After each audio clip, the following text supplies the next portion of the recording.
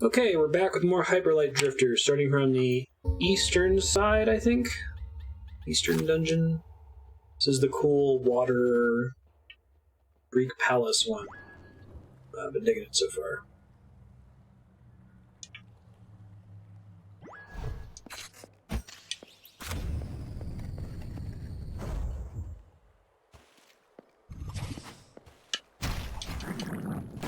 Maybe it's just that existing streamers are streaming longer hours.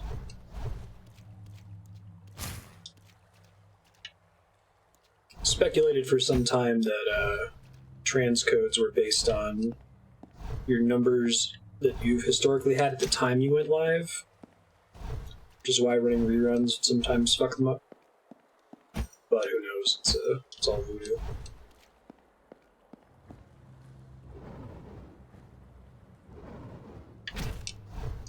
I keep reaching over to press the time stop button from Time Spinner.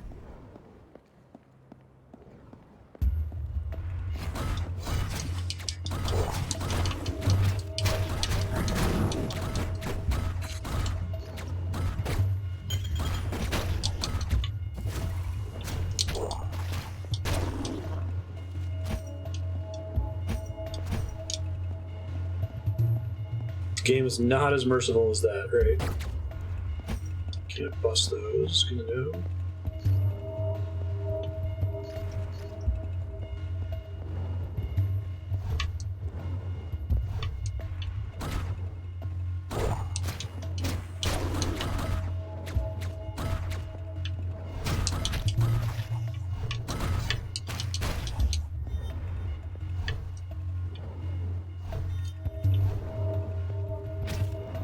Okay, good to know. Should have guessed that's how those worked.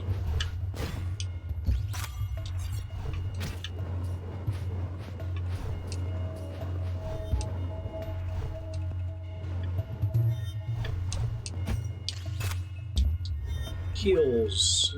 Hold on to it for a second.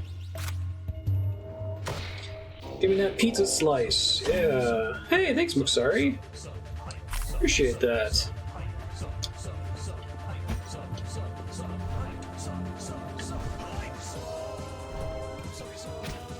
Why is this area even here? Ah. That's cool.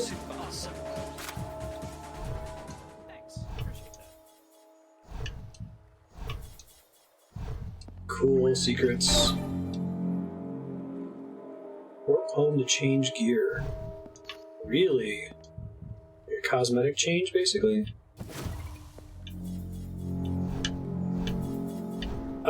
Muxari, I'll shoot you a DM on Discord later, but start thinking if there's a game you'd like to see me play for about an hour. Or Subblock. Play whatever you'd like to see, provided it's not banned on Twitch and we didn't already beat it. Well, I guess we could play it if we already beat it, if you had an idea for what to do in the game. Propagate will put Okami on to do a thief side quest I had skipped after beating it. It was pretty fun. Come back to that game after like 4 years or something.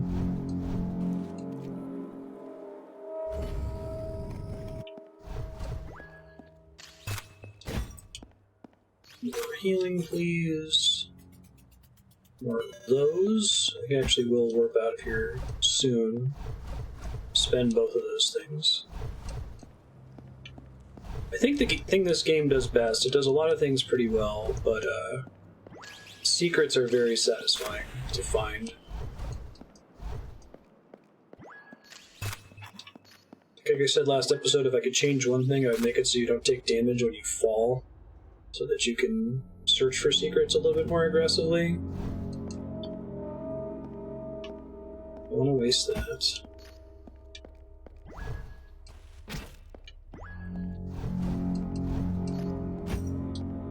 Alright, so there's definitely a thing down there. Can I warp to it, though? Not that way.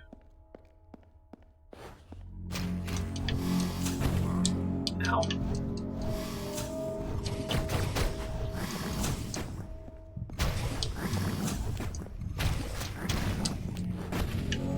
Whoops.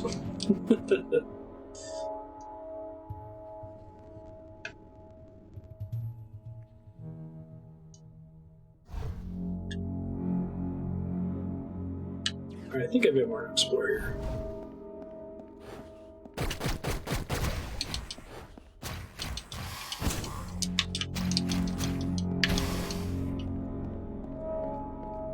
Scroby Plantman.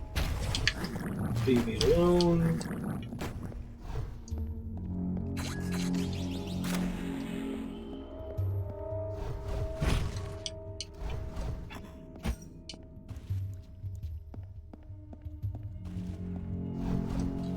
Alright, so I already did this area. I'm just seeing if there's anything else that I obviously missed. I don't think there is, though. So go back down this elevator real quick.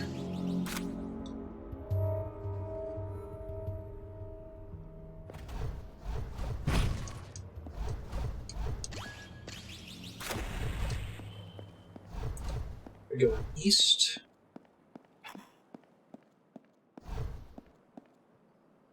Not really.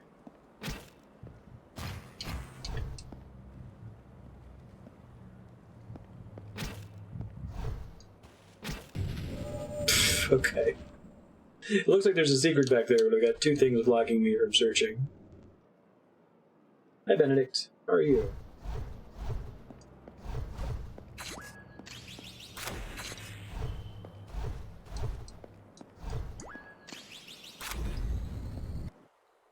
Try going north and see what we find here.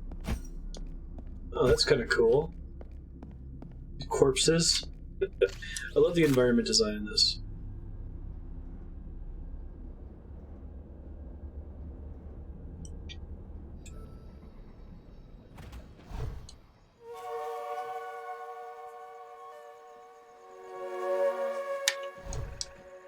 It's the Anubis thing. Ben, this is not the best petting you game, but okay.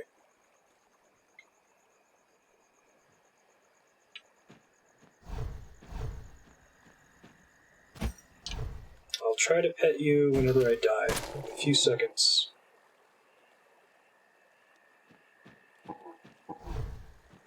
You also have coughing blood disease.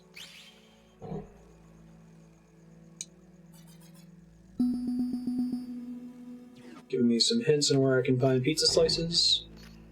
Thanks.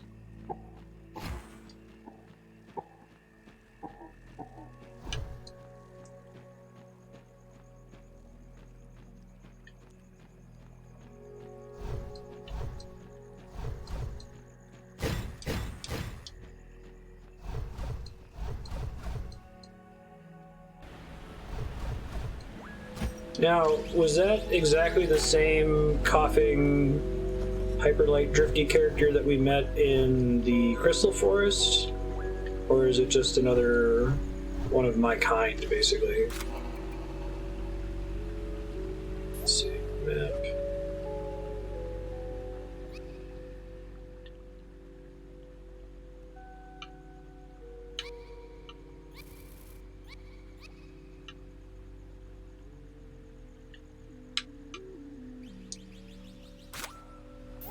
Same guy. The mountain, too, in the first 35 minutes or so? Yeah. I assume so, that we've met someone in each place that gives you hints on where the pizza slices are. I wonder if they could have found some other way to convey to you, pull up the map to fast travel. I think that's the only incident of, like, in-game text. Instructive text. So where do I go to change my outfit? Also woke up in his house. Interesting.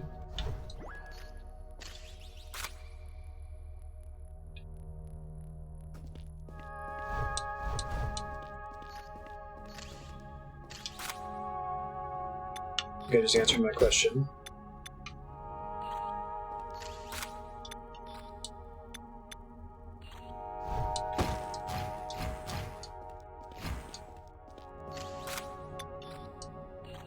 It's cool. Use this for, I'm assuming those are simply cosmetic.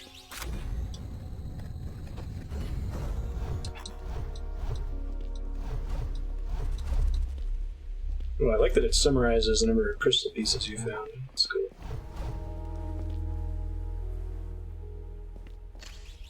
They have an effect. Interesting.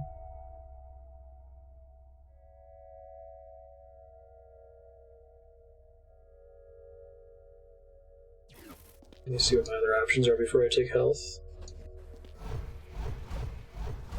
Ow. I think I may have bought all of these. Or was it all the defensive ones? No, I haven't gotten these yet. This will probably help me for when I'm spamming, which I shouldn't be doing.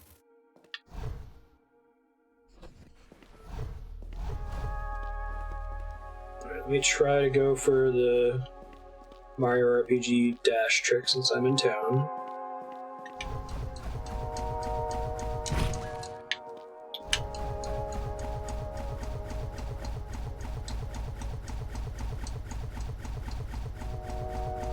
This is a PC game, but I think it's also on like Switch and most other modern consoles. Look, sorry, I may have missed you when you sub. Thank you very much. If you wanted to think of a game for me to play for sub block, I'll play any game you like for about an hour.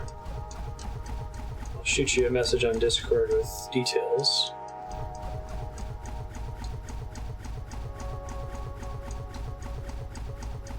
The orange outfit increases grenade charges, wow.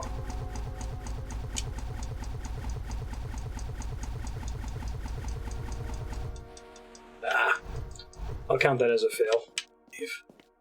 800's a lot to try to go for. Let's see.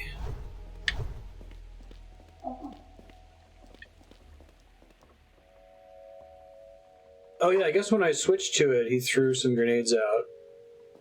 So it must be, or he or she. Character's androgynous so far. I think it tries to by having the little grenade pop out of you when you switch to it. But I certainly didn't interpret it as that. Off of it. Oh, bummer. Ben, you're being very cute, but you're sitting on the controller and making it hard for me to press things.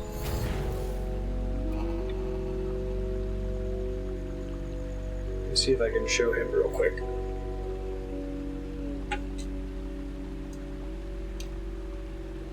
You're not all curled up now, little guy. He's such a kitty.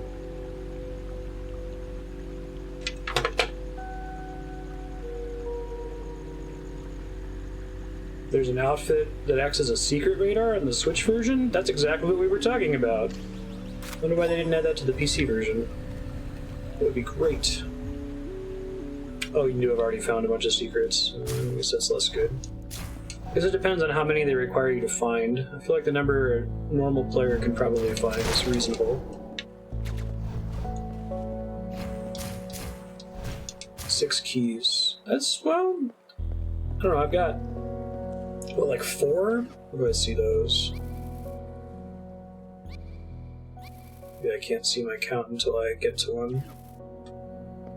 In 2 areas? 2 1/4 areas?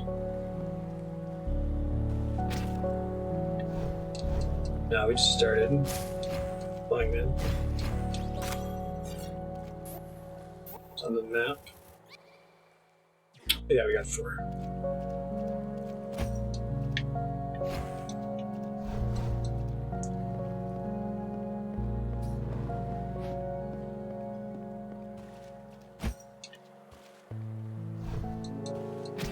That's not how we're meant to do that.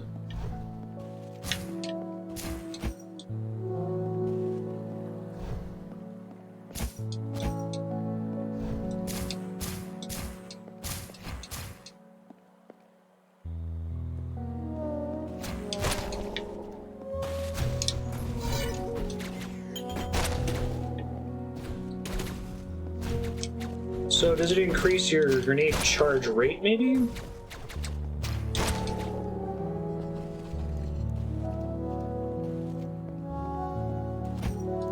I see. So it doesn't give you an extra charge, but it makes it come back faster. Gotcha.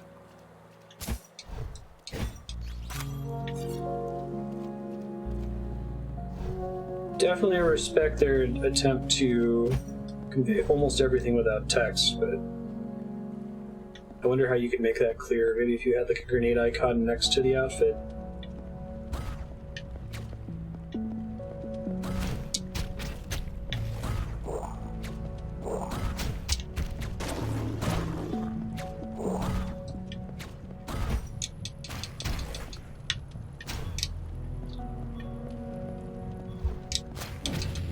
The grenade popping out of your body after you switch the outfit, that is definitely one of those like ex post facto.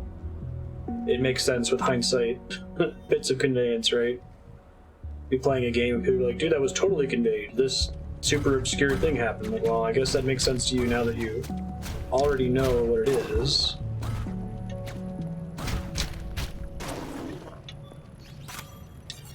Right.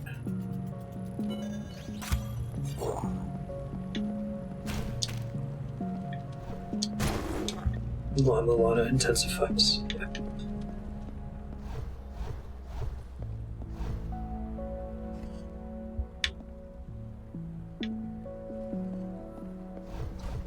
Those can be really challenging to overcome, I think, when trying to help somebody. Oops. Don't know what I was expecting there. I'm trying to help somebody play a game. Like, you can't remove your hindsight.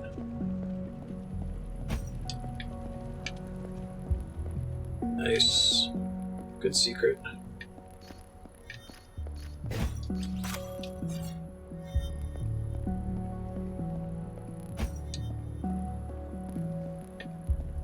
I'd say everything in Lama Lana 2 is conveyed and telegraphed, but a lot of it only makes sense after you've already looked up what to do, and you're like, oh, okay, I guess that's how they were supposed to tell me to do that.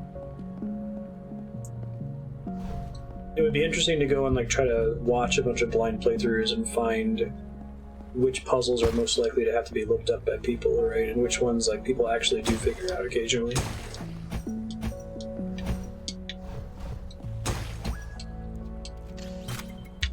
Free big heal, very nice. Ouch.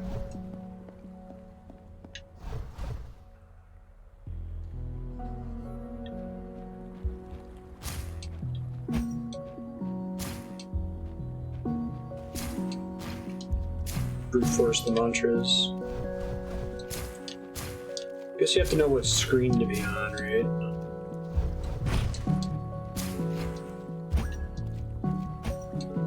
Before you can start to try brute force. There's another secret platform thing.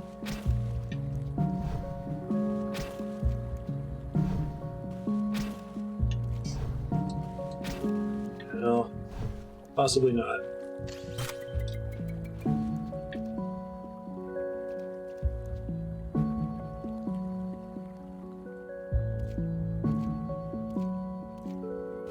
Yeah, I agree, Walter. There's a website that does that. I forget, someone probably can find it or knows the name of it, but it's a site that gives you progressive hints in games. I think we used it a couple times in Baba Is You,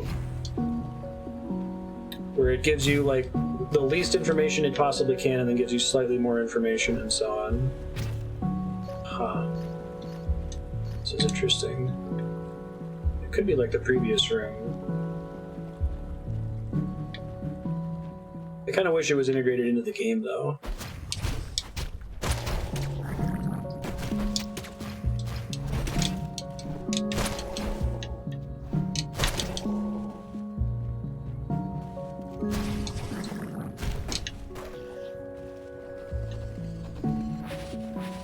Interesting.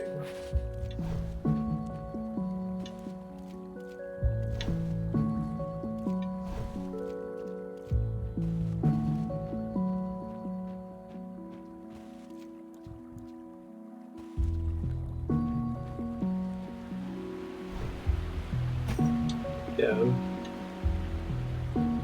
I've been trying to think a lot on like what's the most elegant way to add some kind of hint system to Lama Lana that like preserves the obtuse puzzle feel that you get from the game, right?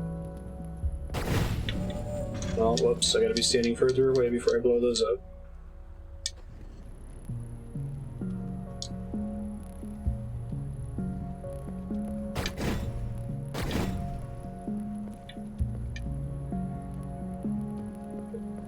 I think maybe a later game upgrade that marks areas complete could do it. Doesn't tell you what there is to do in an area, but tells you there's something to do there.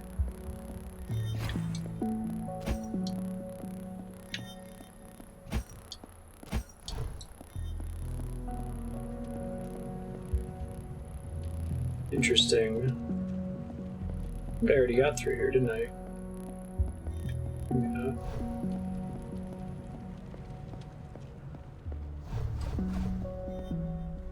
Yeah, something like Brahma, but not so hard. It's easier to beat the game before getting it.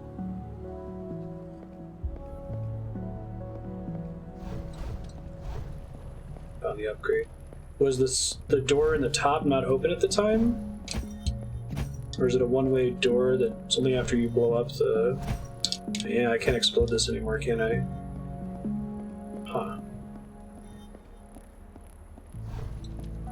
Unless if I could go up while I'm in the side wall here.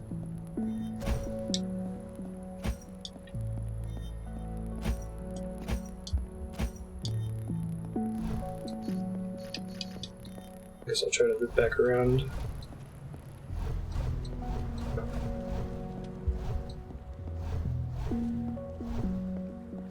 Looks like it's actually one way. It's okay, Ben.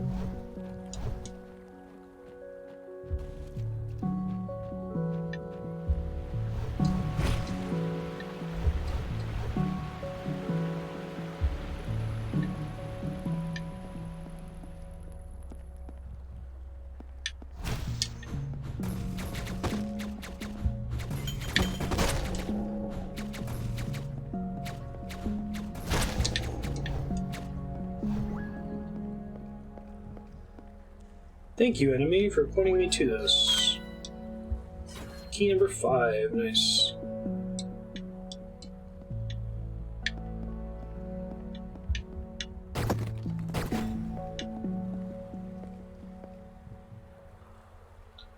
Good dude up there.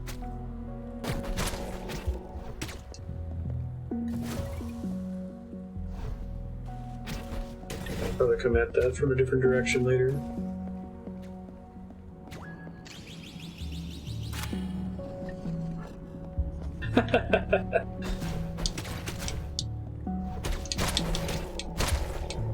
Let me try something here.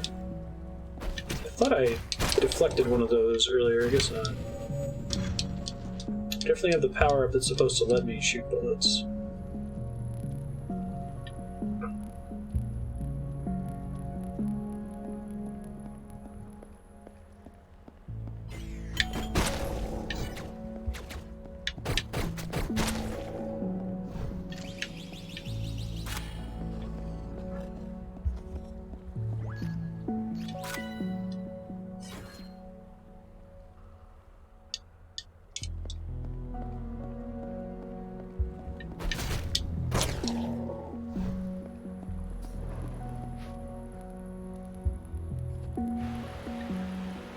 Meditation.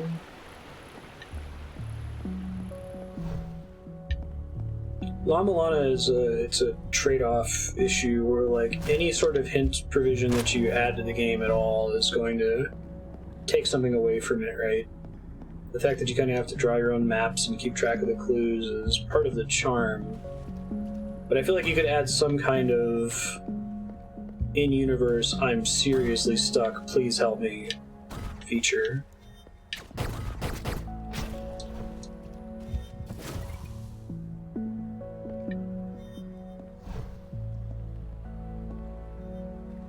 It'd be nice if Mulbrook actually gave you hints.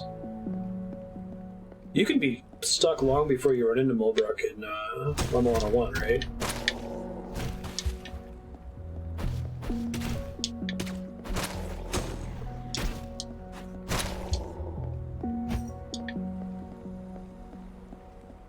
I think the beginning of La Milana 2 is quite a bit more forgiving than 1, if I recall correctly.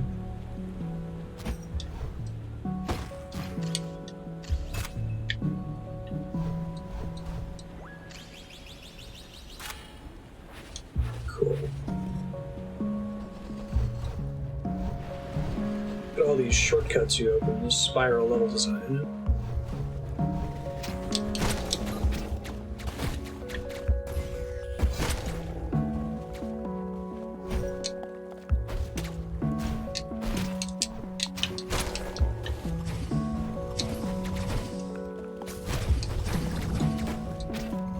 Whoops.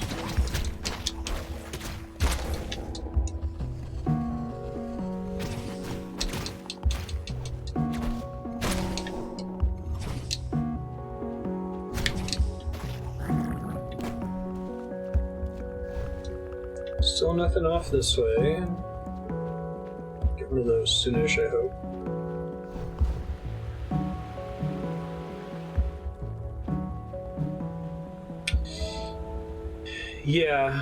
Yeah, it would be...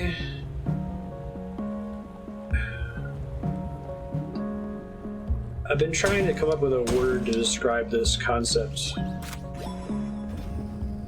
Cool. Let me see if I can use multiple words to describe it here as I clear this room.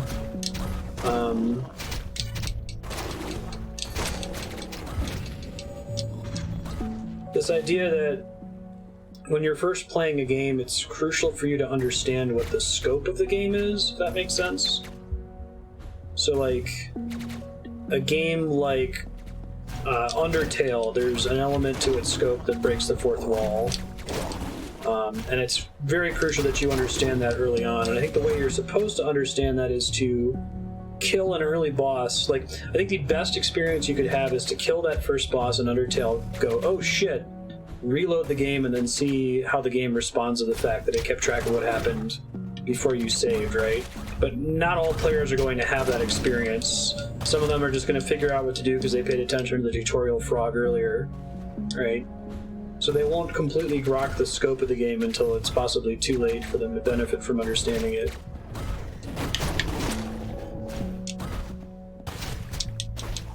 I think One Shot did a pretty good job of having some pretty early puzzles that required you to look on your machine for like files that were being created.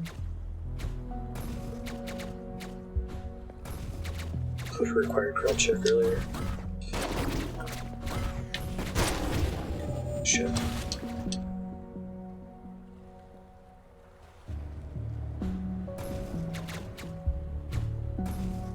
I think the Grail was an exception folks made. They were like, you need to read the manual at the beginning. Gives you a really important hint. Probably should hop in there, throw the grenade, and then heal.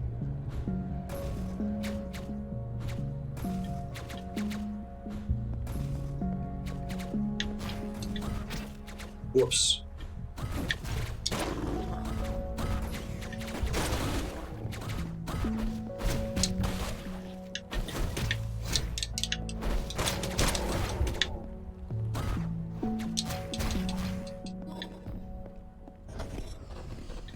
That's why that thing was triggering earlier. An enemy was walking on top of it. It's interesting that enemies can trigger those in the first place.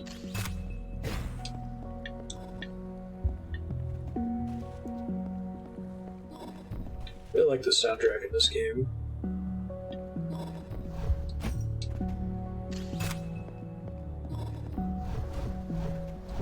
Thought so.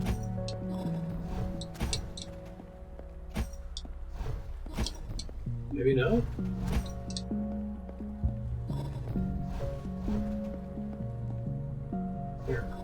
There we go.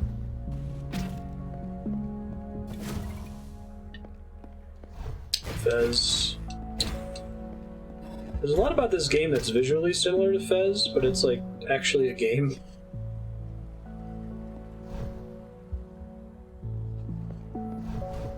I enjoyed what little we played of Fez.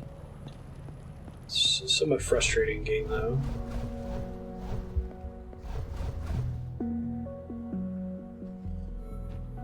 No, it is. It's true. I just think that Phil Fish's design philosophy is frustrating to me. I get what he's going for. It's like, I get it, but I still don't like it.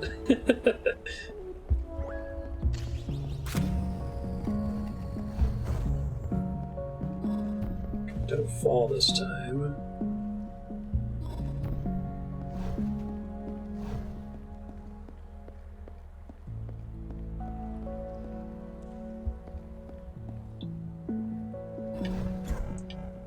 It's kind of similar to Jonathan Blow for me, where, like, I guess Jonathan Blow's stuff that he does that's annoying to me doesn't get in the way of my enjoyment of the game in general. I can still play it and just ignore the pretentious stuff. Oh wow, Walter, that's crazy. Yeah, the cool core mechanic has nothing to do with its hard puzzles. It has, like, La Mulana level difficult puzzles, I feel like. But I think it also doesn't do a great job of exposing you to that scope. Like, I think there are games where delaying exposing the game's scope can be part of the fun. Like, I think that's kind of what a game like Undertale is going for. That this is supposed to be a surprise when you learn this. Or like one of the core mechanics in Hellblade. It's only interesting if you don't understand it until the game is basically over.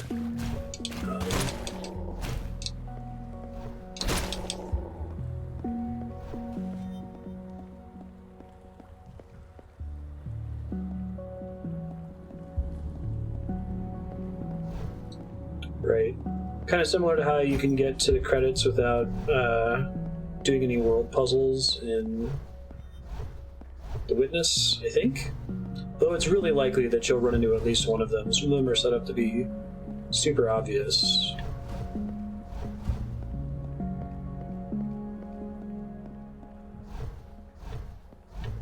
Oh, Cheesemook.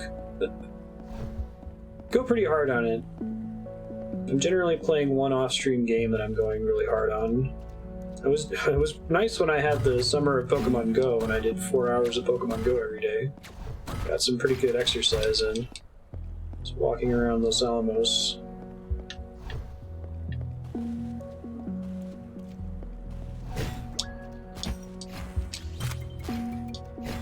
RuneScape allows me to get a lot of work done, work on projects that would otherwise be too many hours of work for me to justify the time spent.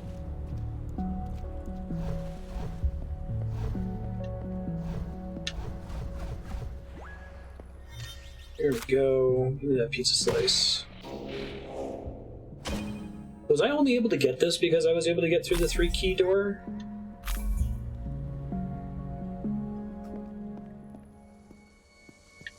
Uh-oh. Blood cough nightmare.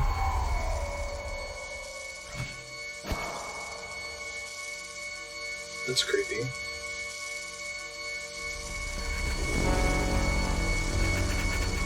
So that could have been like a number 5 pizza slice.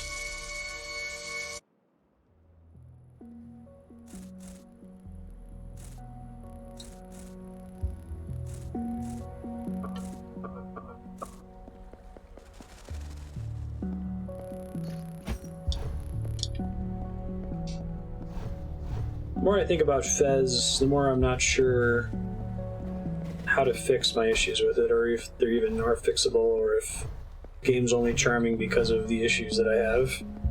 I don't think it's bad by any stretch.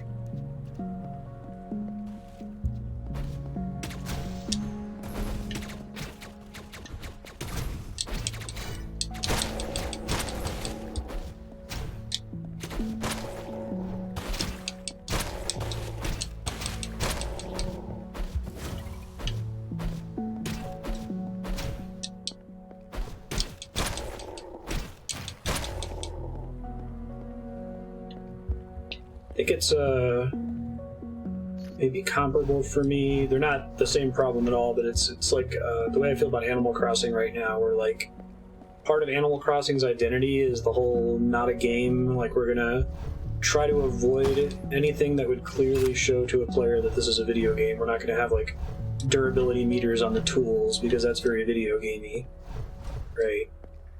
And that's fine, like having a game that's not targeted at hardcore gamers. Certainly very cool. It's a game that someone like Andrea can enjoy more. But then there are still systems in there that are definitely targeted at hardcore players. But the necessary amount of conveyance or polish isn't applied to those systems the way they are to the more casual systems. So like either don't include them at all, or help me out. Like let me craft 10 fish bait at a time, please, Animal Crossing, for the love of God. You know what I mean?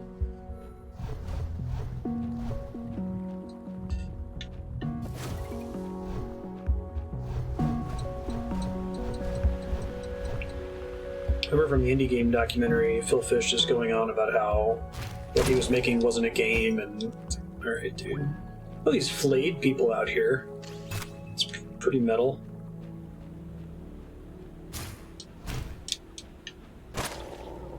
Or whole 10 manila clams, I know, right? It's the same thing where it's like, I get it, Nintendo. I get what you're doing.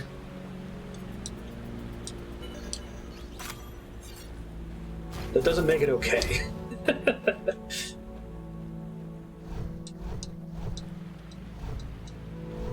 Why does a frog die when he falls into the water? This game's so unreasonable and unrealistic. Screw Hyper Light Drifter.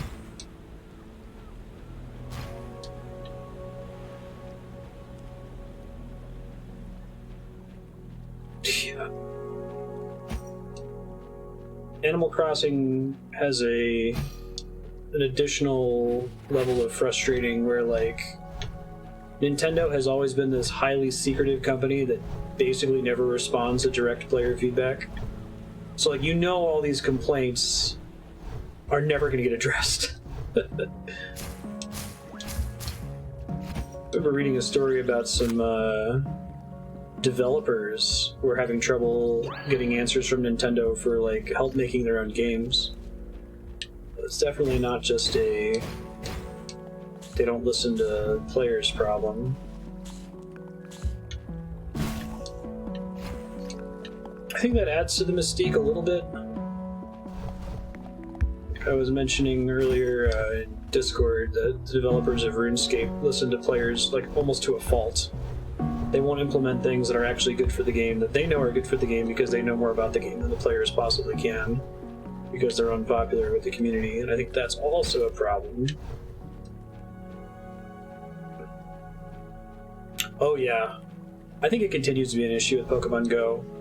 It's weird that it's Niantic too. It's like, come on guys, like, you don't need to operate like Nintendo.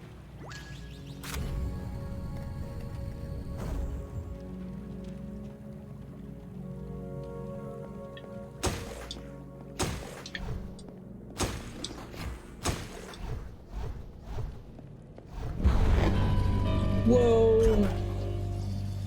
Cool. Saw the preview of this guy earlier.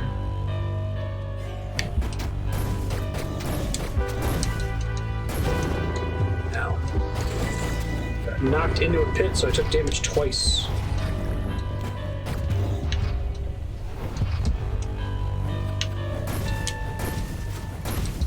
No, don't heal. That was really bad.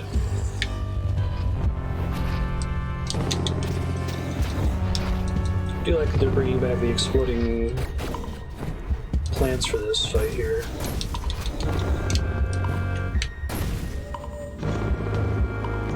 Alright, Ben, I'm really sorry, but I gotta move the controller up here. Yeah, I've heard that about the Path of Exile devs. Like, they appear to be, let me turn this down a little bit, this game's a little bit louder than I was expecting. They appear to be philosophically opposed to ever adding an auction house, even though the game almost has an auction house. Like, it's so close to having one. It's really just for very silly, like, philosophical reasons now that it doesn't literally have one as well. But you can definitely blow them up on him, that's cool.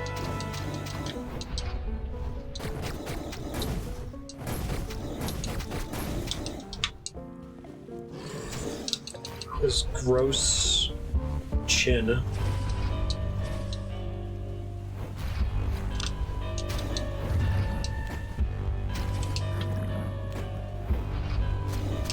You can try to time it so they blow up right as he lands, it looks like.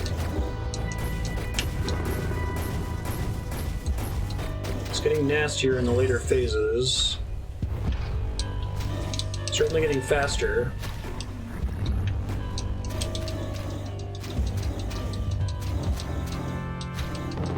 This seems a bit easier than the previous boss.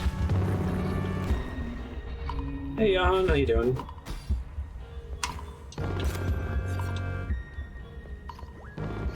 Or maybe he's not the boss, I guess we'll see.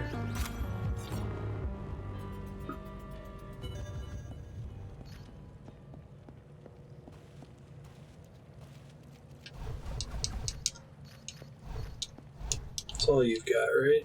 Okay.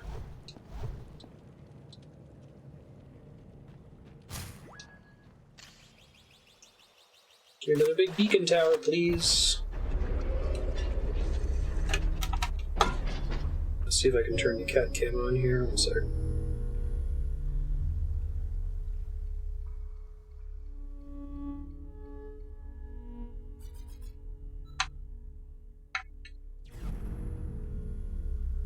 Easily the easiest boss. So you don't think there's any scaling based on when you encounter a boss for the first time? Come on. Okay. So little.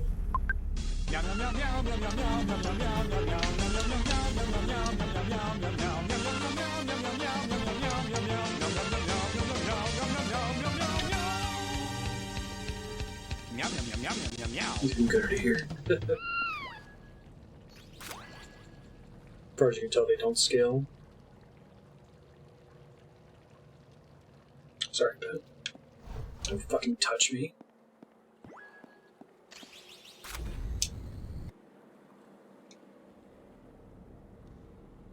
You leaving now? Okay, very good. Sorry for petting you, Ben.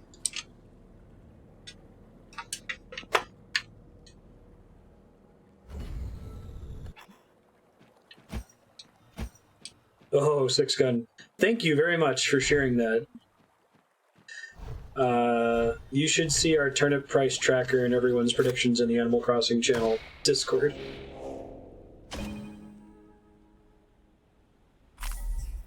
Got the full Wolf of Wall Street thing going on, the stock market.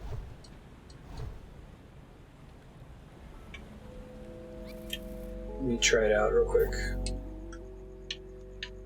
This one? The 5-shot one? I think I had this one already.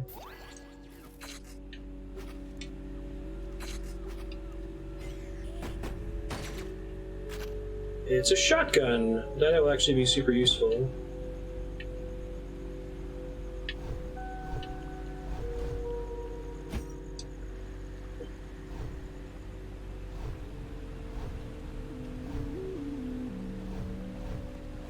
It makes more sense that I didn't get the gun from the boss.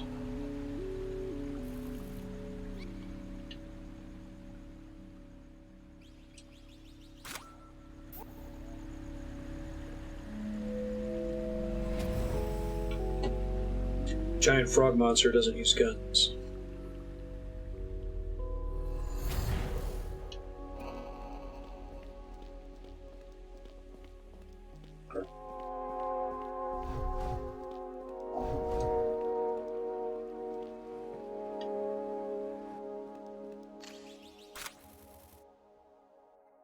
Let's see. Probably won't use this one. Let's see what other options are. I'm guessing that also uses stamina. Also, you just cough while you're moving around. That's cool. Pretty sure I have all the defensive upgrades already, right? Okay. I will try to do this one more time. Doesn't count.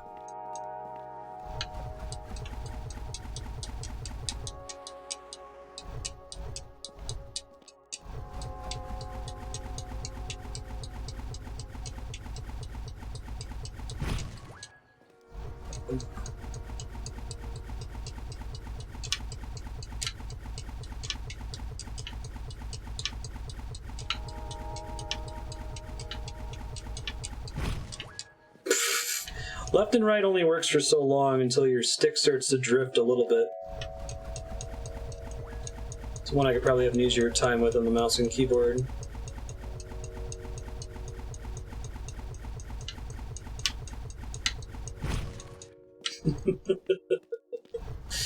If I had a D-pad, if I could move with a D-pad, I could probably do it that way. Alright. Excuse me. I think I could take this one now. Thank you.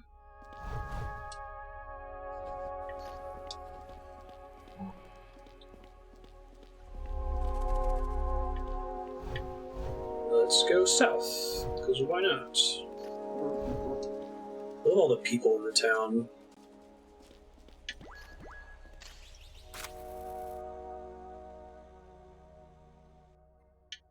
Yeah, extra gun ammo, but I have to pay for it for every individual gun, right?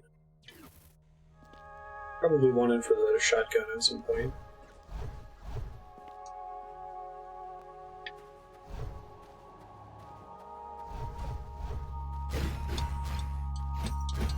Need more PBAOE solutions anyway. Whoops.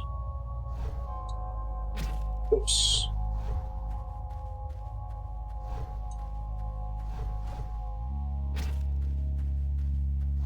Should stop that.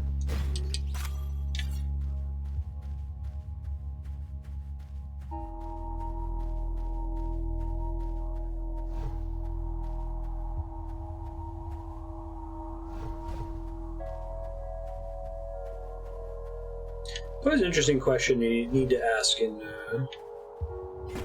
a gaming world? Like, does this game have a bad rating because it's actually bad, or because of some like political decision that it made? Right? I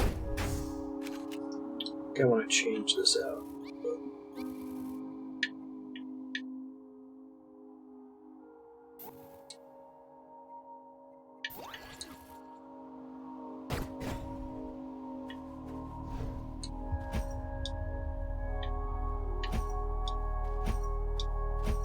Nothing special about that, although that being there tells me there's a reason to come over in this direction. Possibly not.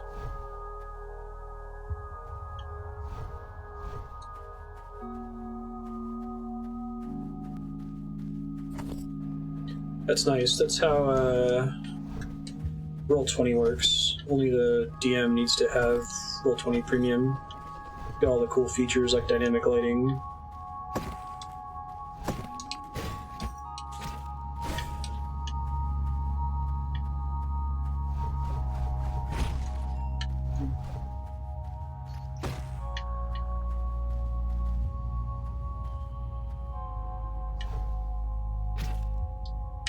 It's not passable.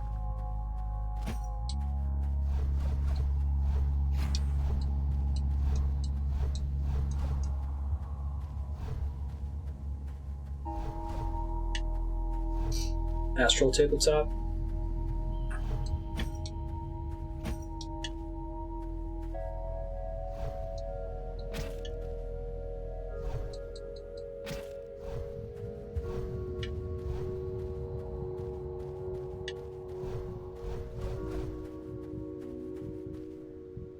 Up, left, right.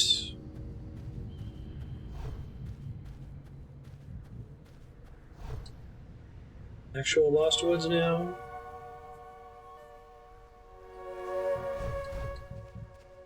Tabletop Simulator open themselves any kind of legal liability, Groove Shark style.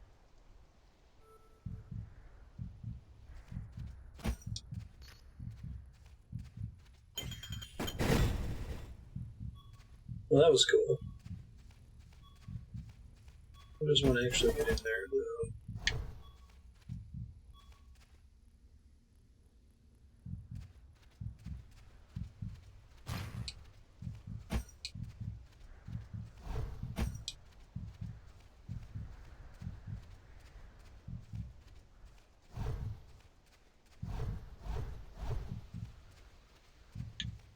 Gotta be another way in there, right?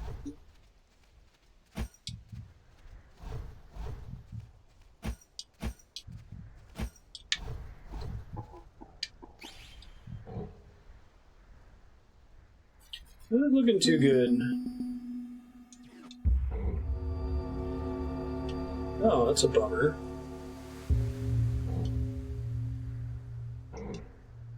Family died chasing the potentially evil Anubis dog thing. Thanks for saving me earlier.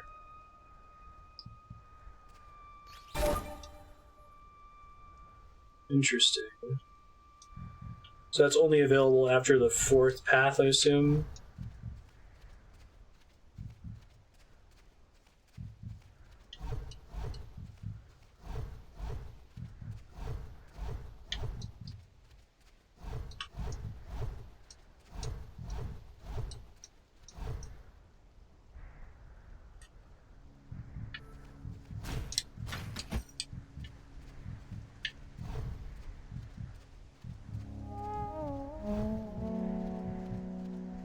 Sup?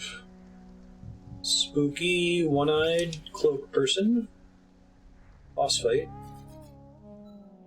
Okay. Got it. Ooh, stamina regen up, yes. I will take that right away.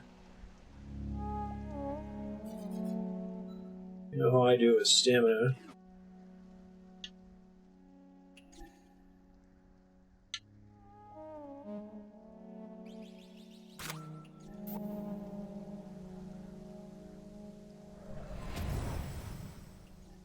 Oh, you can't go south until you clear the other 3 zones? Interesting.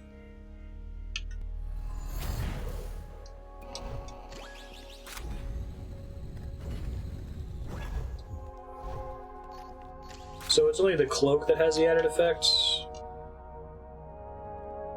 I don't know, I guess he still throws the thing on the ground after you switch. Because that's the closest to the default cloak.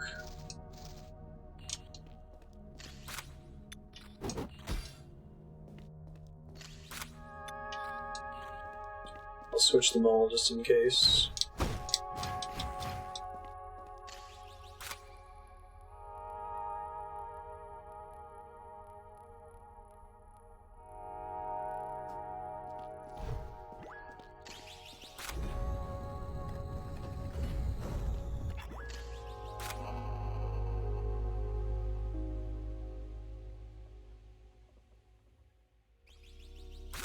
Zoom for Tabletop Simulator. Easy for people who aren't privy to use.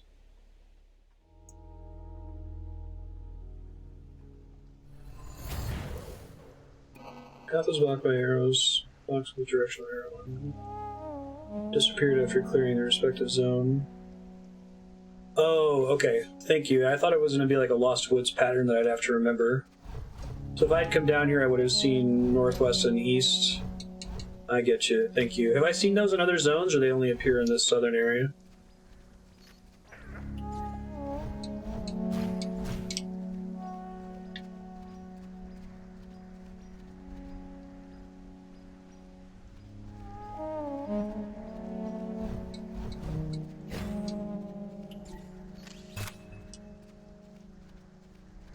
Or Estus flask charge is pretty good.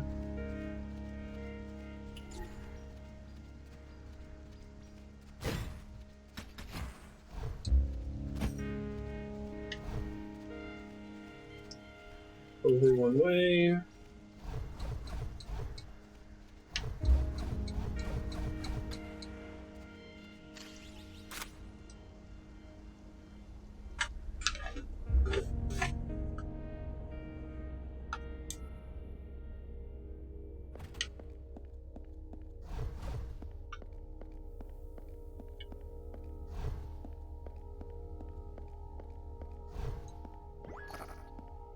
Okay. Eat one pizza slice.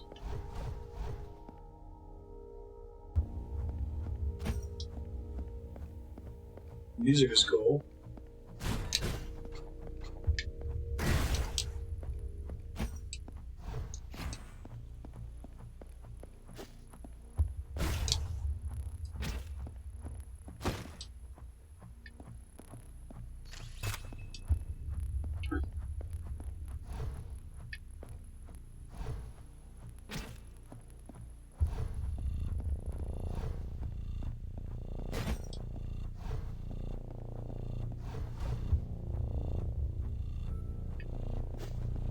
Sucker for pulsing single note bass lines, especially in like late game zones.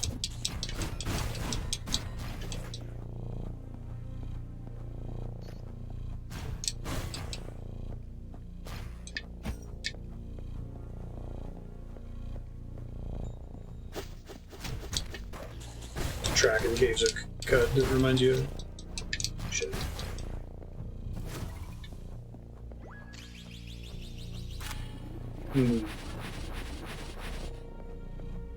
Did you ever beat that game to the extent that it's beatable? Did you tap it out? Oh god. You need all 12 keys, okay. All that for an extra med kit?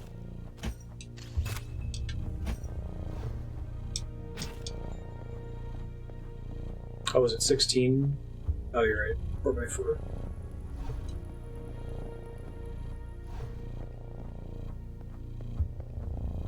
Gotcha. Rate that early access distance. Did you ever get ADOM to work? Ouch.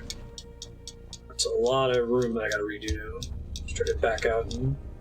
Oh, I have checkpointed. Thanks, game. Surprisingly nice of you.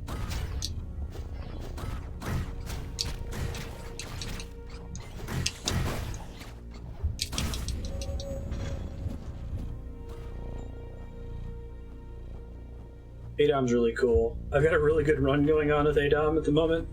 Pretty sure I'm gonna fuck it up right at the start of the next subblock it shows up on. Oh, that sucks.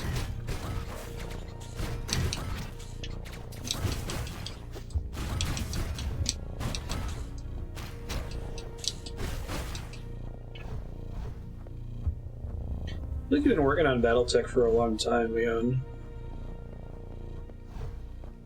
Slow burn game.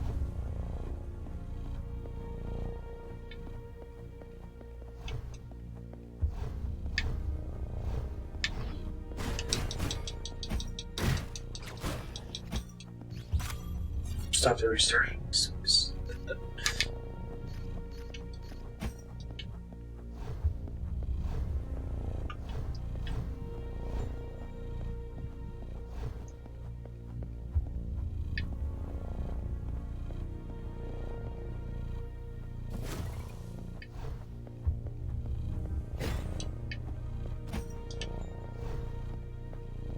That's a pretty well conveyed area on the left there, as you can see it when you come further down this way.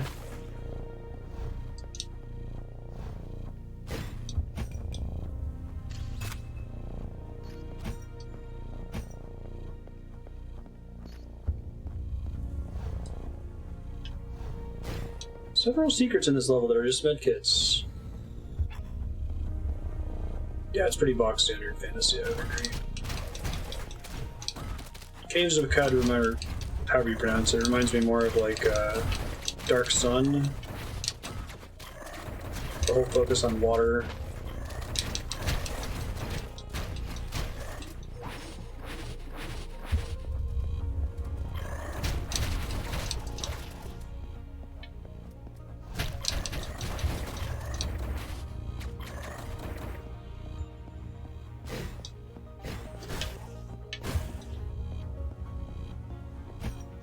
Cool server room.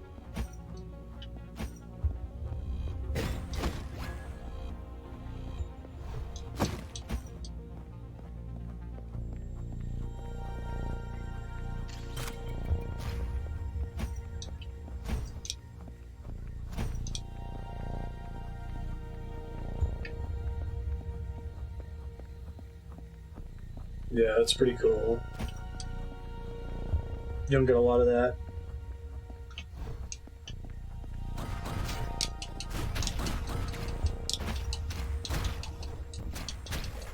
Especially from Western games. I feel like Japanese devs are a lot more willing to refer to Hebrew mythology.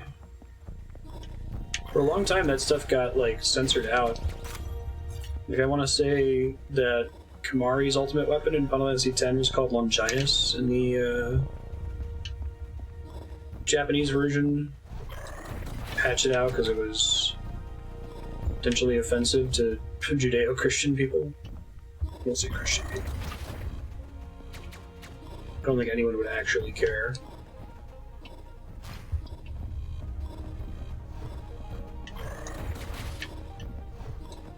There's a good amount of Judeo-Christian myth in something like Persona. They don't care. Oh, someone would care. How dare they?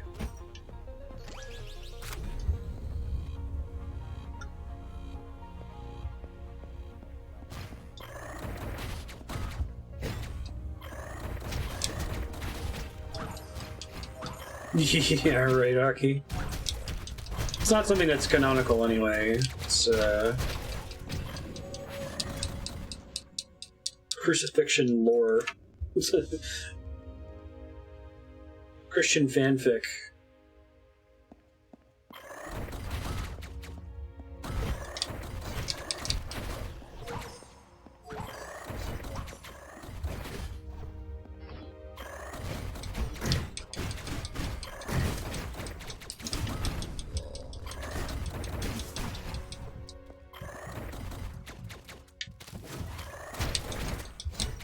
I feel like there's some TV show or a movie about Longinus and him being like cursed with eternal life.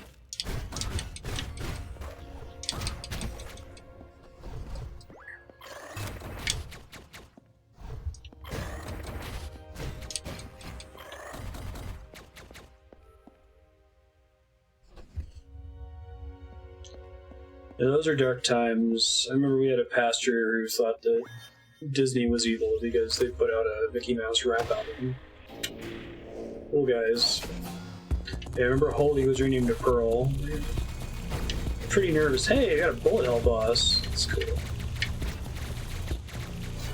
Can I dodge through the bullets? Oh, this is the actual. This is like a real area boss. Okay.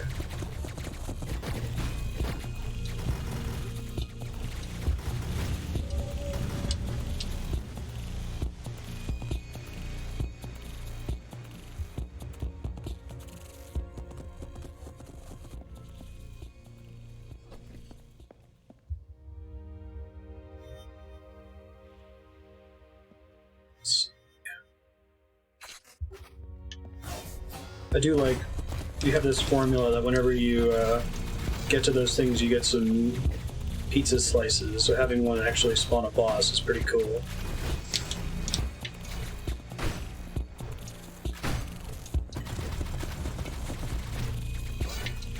Okay, so I can absorb some of them, but it depends on the point in the dash that I'm at. Okay.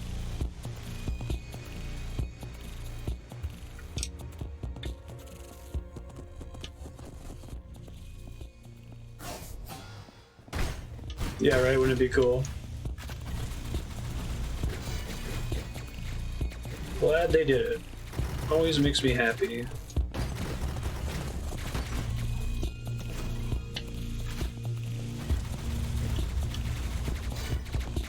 Being a bullet hell boss is pretty neat too.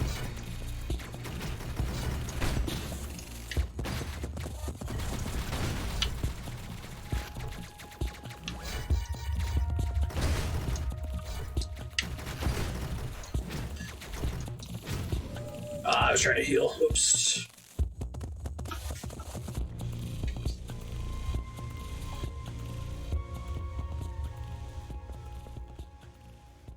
Jihad in Japanese, interesting.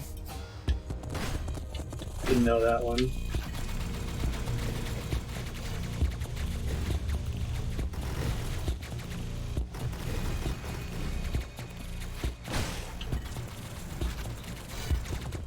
Western devs and artists are pretty enamored with any mythology that's not Judeo-Christian or Islamic. Fine with naming all of our computer programs in Horizon Zero Dawn after Greek gods. I guess you get Talos Principle, which is mostly Judeo-Christian stuff. It's also people have gotten less weird about it.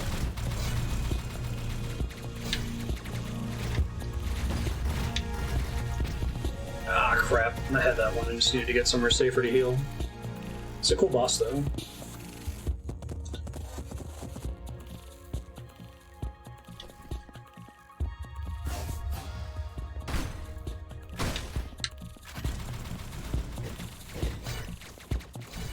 Like, this boss would be really difficult without that dash.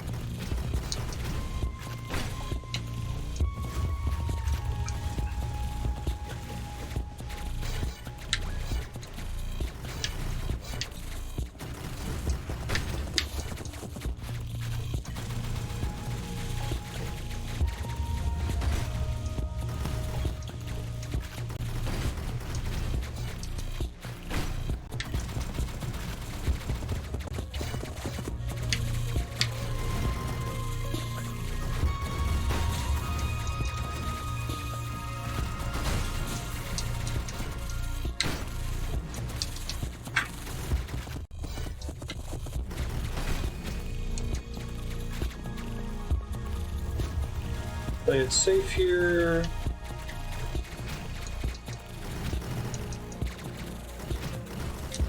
Not so safe, apparently. Here we go.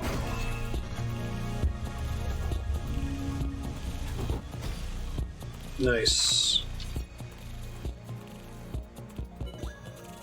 Yeah, Super Nintendo Shin Megami Tensei games never had a chance.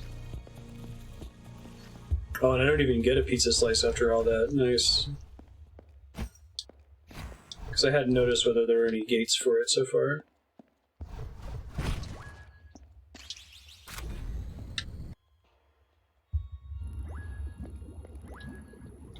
Oh, I guess I do.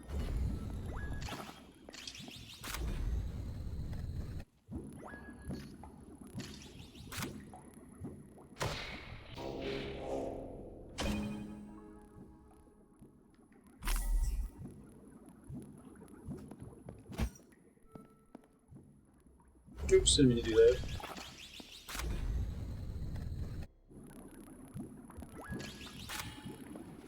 Stand in place, projectile parry. Yeah. Whoa! Gnarly.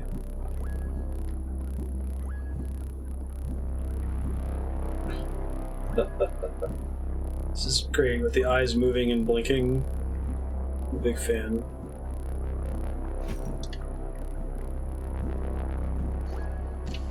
The music there is great too.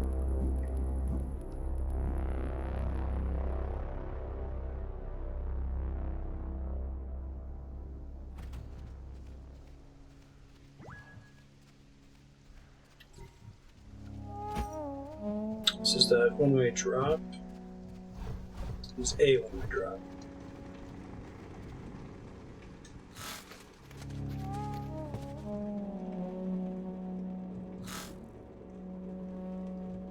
Excuse me.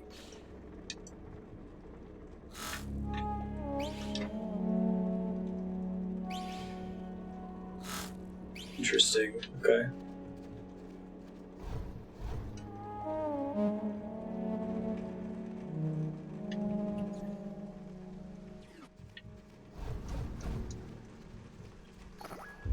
Requires all 8. Okay.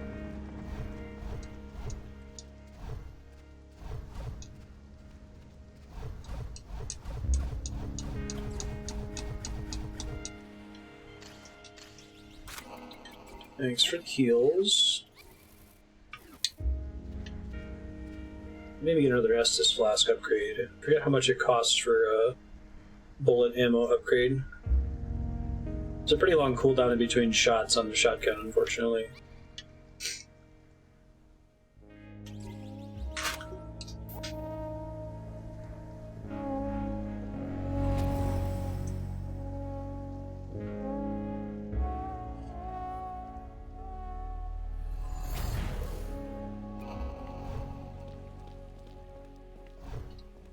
Two upgrade notes per weapon. Okay, thanks.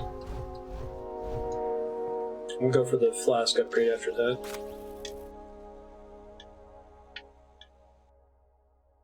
What's this?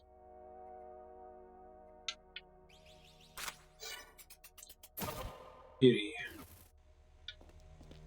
It's a nice way via the weapon upgrades to give you more upgrade currency than you need to get all the stuff that you'd realistically use on a single character. I think you could technically max out all the guns if you want to, but I think most players would get 1, maybe 2 of those. And that leaves you with plenty of extra nodes to get all the other combat upgrades, which is very nice of them.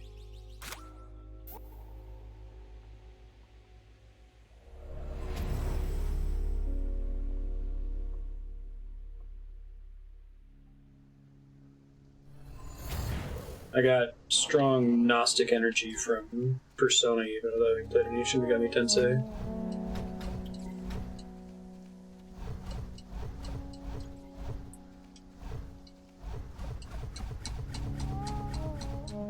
You just check this thing if it counts as beating the whole area or just beating one of the area bosses. Poor friend. Saved my life earlier.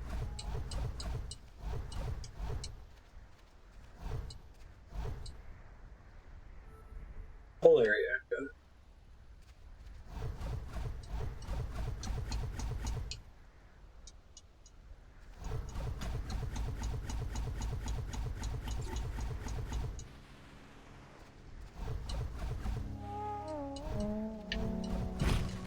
Ow.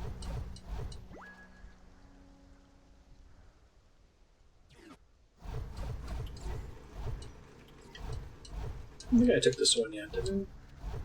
I found the one pizza door earlier.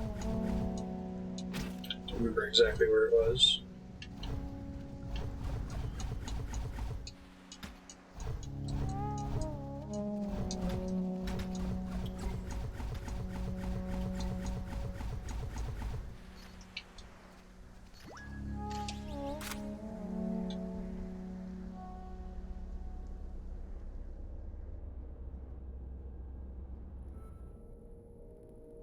Creepy.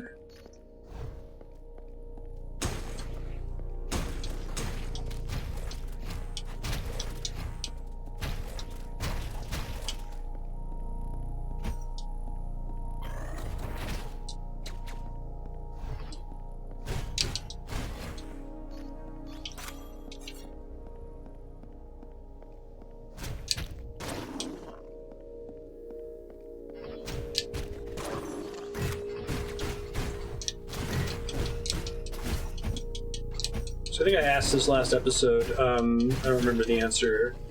How significant is the additional content unlocked for getting all the keys, for example? Is it like adding an entire new stage or a true ending or anything like that? Or is it kind of something you do for its own sake? I'll go that way in a second.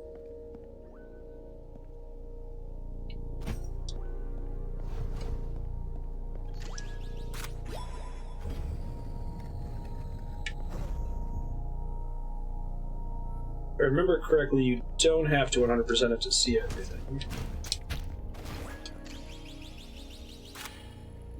Okay. I'll still try to do some of it. It would be fun to explore around the game world, but... Whoops, that was the wrong button. So fucking that up on the rig.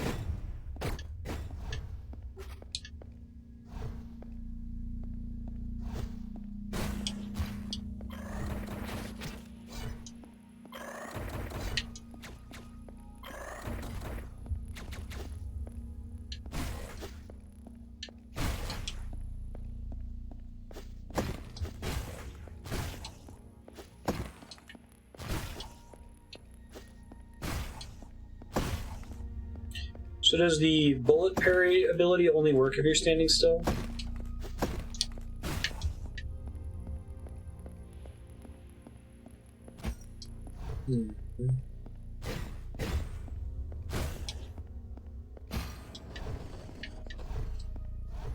Thank you, Switch.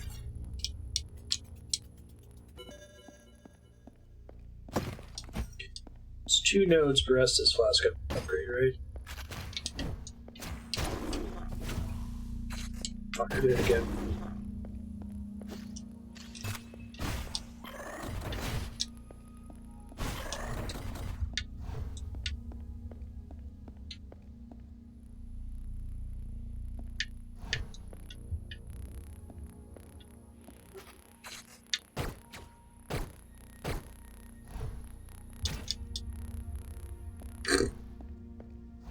They can only damage me once there. How nice of them. There's definitely a box down there. How does one get to it? Is the question. Oh, well, not like that.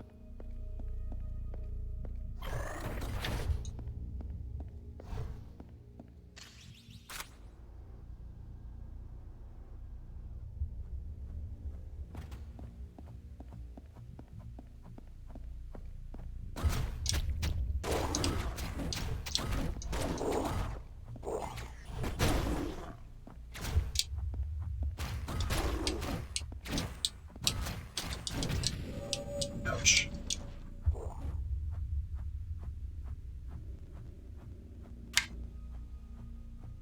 Oh wow, that's surprisingly far back.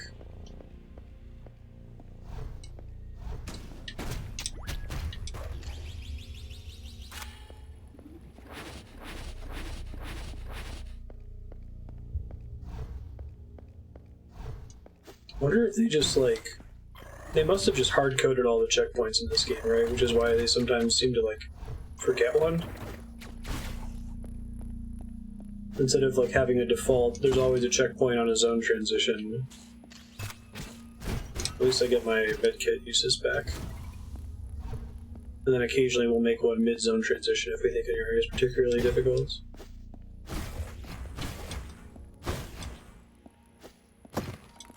Yeah, I like Doomsday better, too. See why they changed it.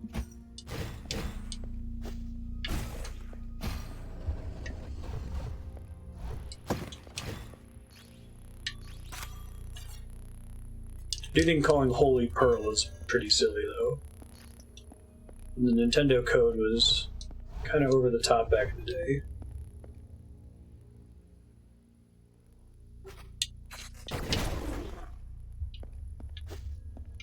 There are a couple things where you'd be like, okay, I get it. Yes, I understand why this isn't a bar and it's a coffee shop instead, but...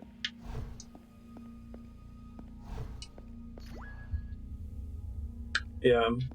Although apparently taking the crosses off the hospitals is actually complying with the Red Cross. Like, they don't want the use of the Red Cross in video games or movies, if possible, unless it directly deals with them, because they want people to see the Red Cross as a symbol of safety.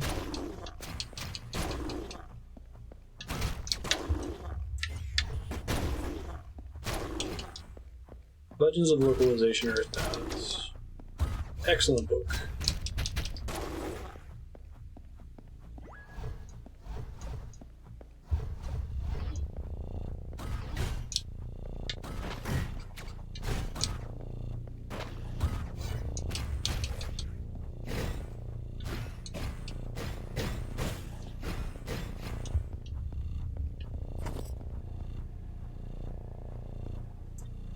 Cool.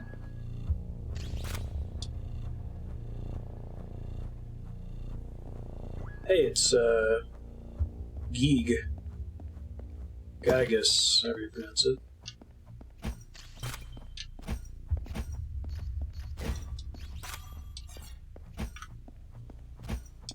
From Mother 1.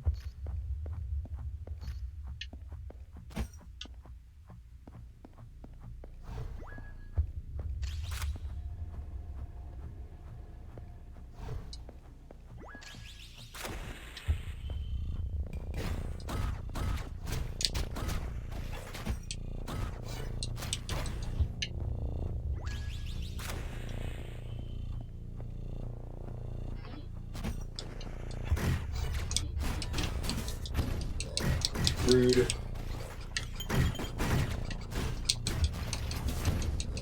Double rude.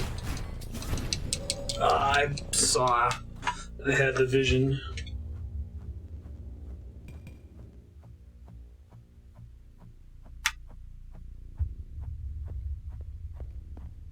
Yeah, it's fair as the...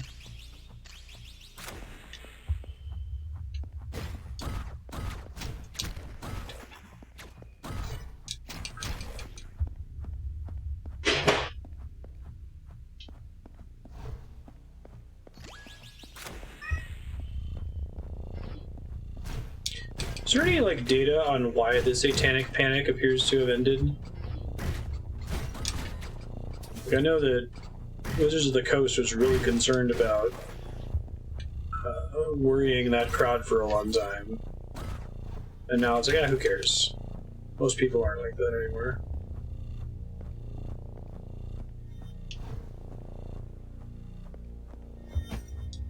I really like it if you knock the enemy into the wall. Ton of damage. Does like 3 nodes of damage if you can land it. I'm gonna get over there. There's 2 sword dashes, and I don't think I'd use the other one.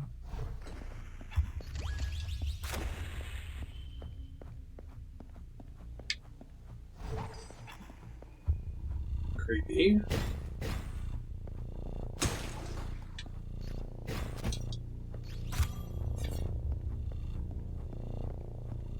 This game is generally creepy in a way I really like.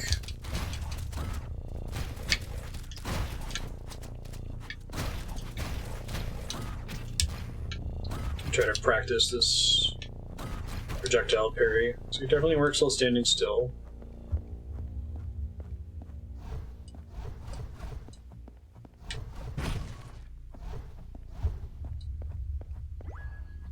I'm a big fan of creepy.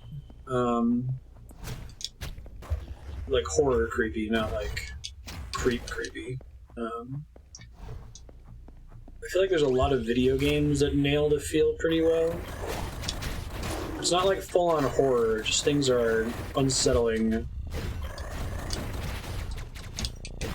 The Souls games are great at it. Yeah. Deserve that.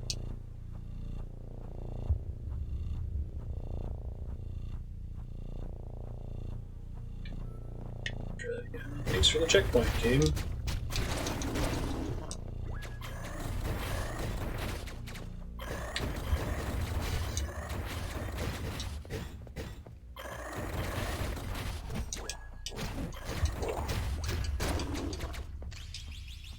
Just opens it from this side, I assume. And turns off all of the turrets. It's nice of them.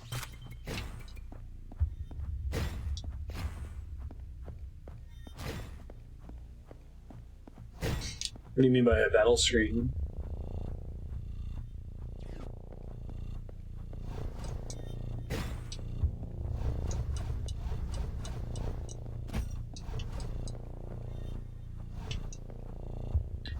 One of that guy.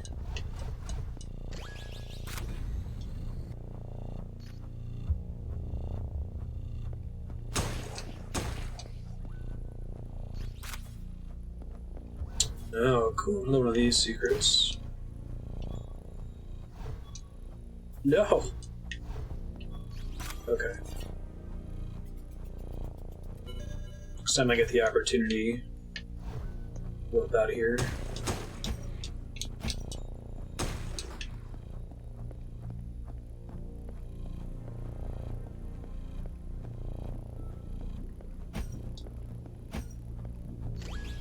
Like, David Lynch is really good at doing stuff that's creepy but not scary. Or even I can probably argue for things that are scary but not, like, horrific. I think that's the tone that Bloodborne manages to nail really well. Like, it's not horror in the sense of, like, Western movie horror. Unnerving and wrong.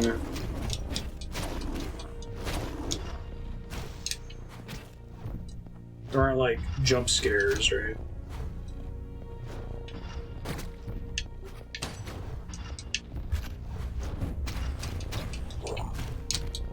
Now I need a reload speed upgrade. I guess there needs to be a reload on the shotgun, or you could just completely melt most things in the game.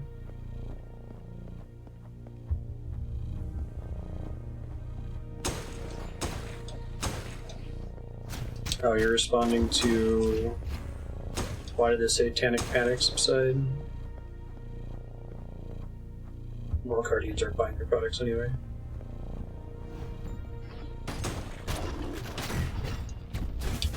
I remember that kind of thing getting a lot more mainstream coverage back in the day.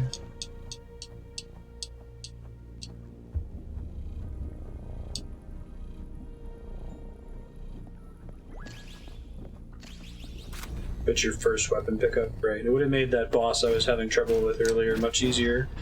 Since he had such brief windows of vulnerability, if I could have run in his face and shotgun him, it would have helped a lot.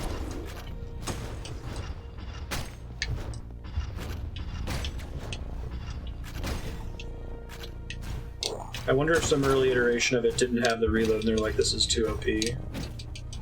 Ow. Killed your big guy friends and you're kicking my ass. Oh yeah, I forgot I have a charge slash. Guess I'm using most of my stamina on the dash strike. No, I was really hoping that RE7 would come out on PC with VR support as a reason to get a VR headset. Excuse me, I guess if I'm going to get one, I should get one for Half-Life at this point. Lame.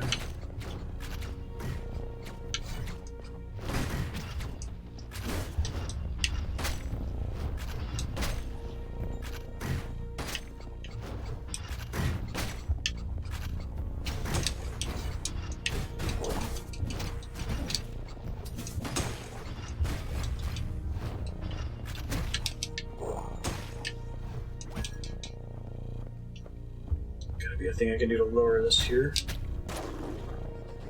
Oh, it was enemy based.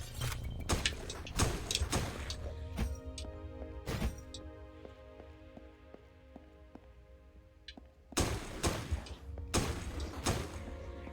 hear Alex is pretty spooky. Just from playing it in VR. I'm excited to check it out. I've heard really good things about it. It got in the 90s at Metacritic, right?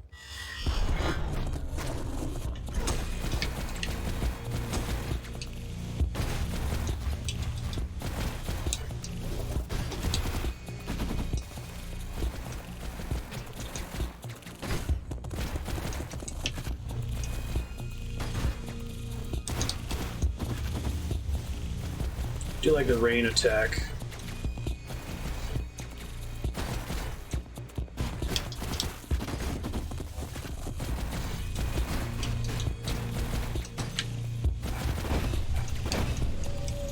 Okay, I thought the mines would do that. I wonder if I can force them to blow up without actually hurting me.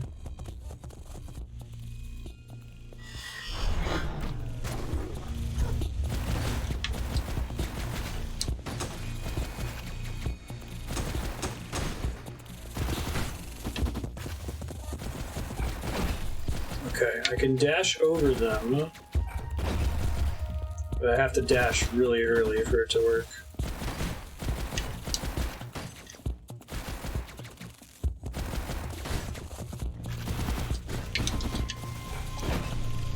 Not like that.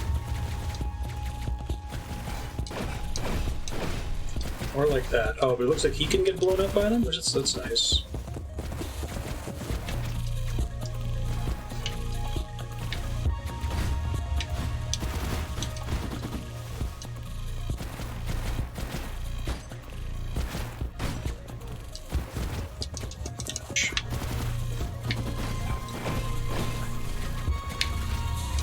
Significantly more mines in the late phases of the fight, yikes. I feel like we should burn him down real quick. I feel like it's harder the longer it goes on. If I had some iframes on my dodge, I do not, I don't think.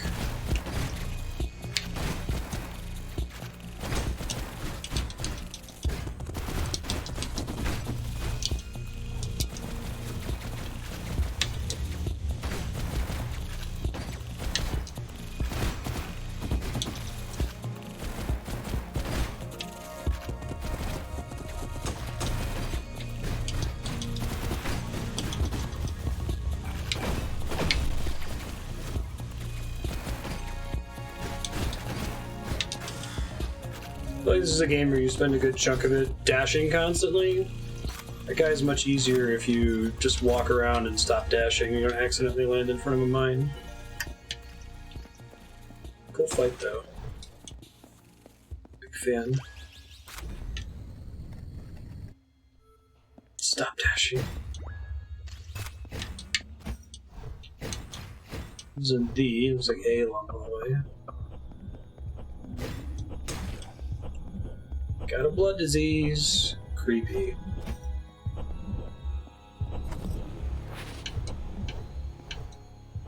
Creepy.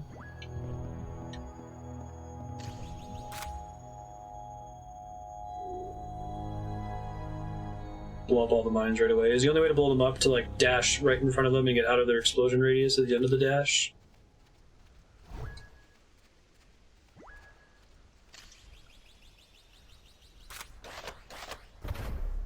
Yeah, you play it like Souls, you're all turtley.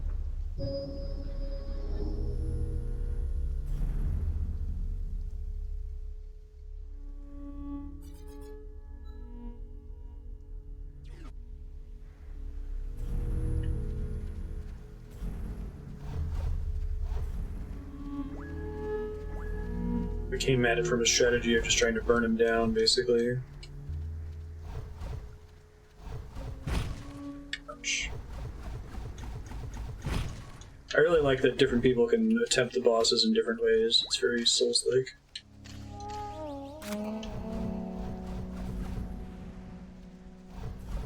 Also, assume it means that certain people's play styles are more or less effective on certain enemies and bosses.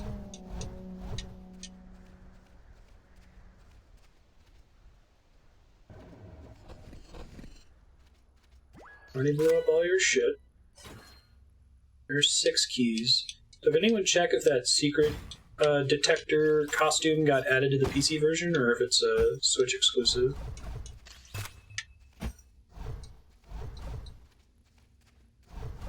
I'll go turn those in if it's in the game and we know where it is. Ouch.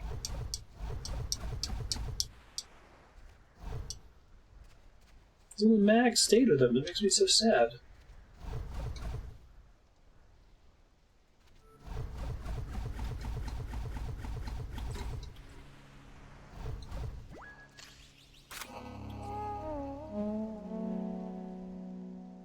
Switch and iOS only? No! Bummer of bummers.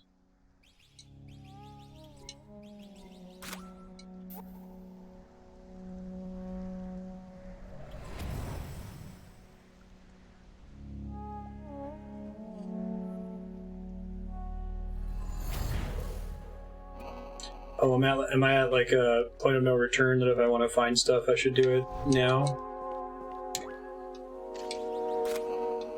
I guess that agrees with the how long to beat.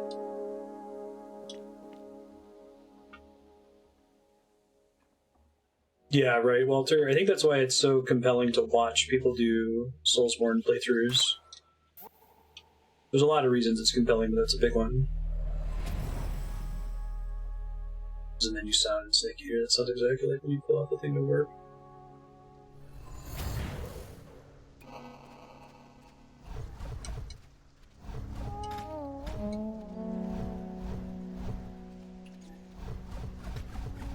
But this is a good stopping point to try to go get all the things, or get whatever things I'm looking to get. Yeah, for sure. So I'd like to time this so that we wrap about on time-ish. Is there a place I can get to that has a pretty clear point of no return? So I can try to work my way to that. I didn't notice this guy hiding under the box before. That's awesome.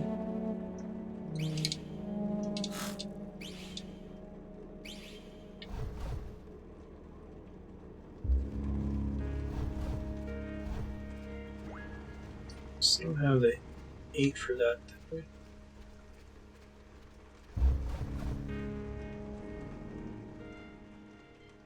Golly, I just wish this map was more helpful.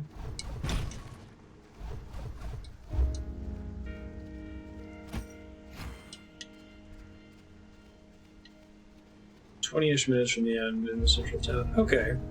That's enough of a window then. 20 minutes, possibly plus another 20 minutes if I'm bad and die repeatedly to whatever's beyond it.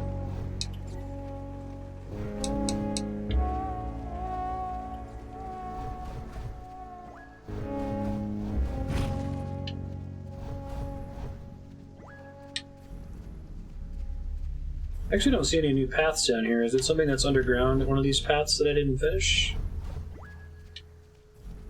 There should be a way all the way to the east here. Okay, I'll try going down this way and see what I find. Backtracking.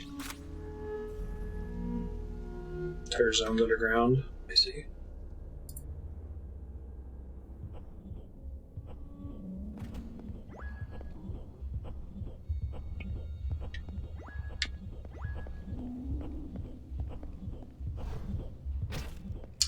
That is a one-way thingamajig, okay.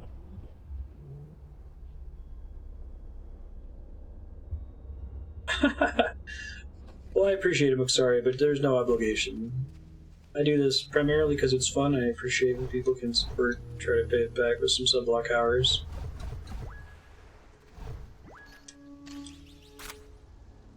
RuneScape has been very lucrative for the channel so far, even though it's a pretty big time sink for me to get those videos out.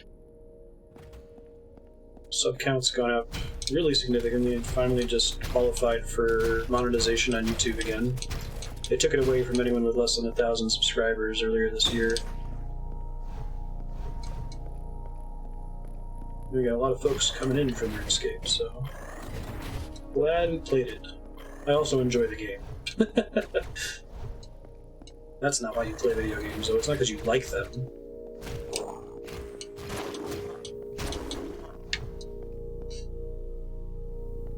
I actually did my taxes, the latest I've ever done my taxes in a year, and I am at a $1,500 loss for 2019. Which means I didn't have to pay taxes on any of it. That includes paying for like the internet and helping to pay for electricity and stuff, though. So. Playing games for fun is for casuals. Yeah.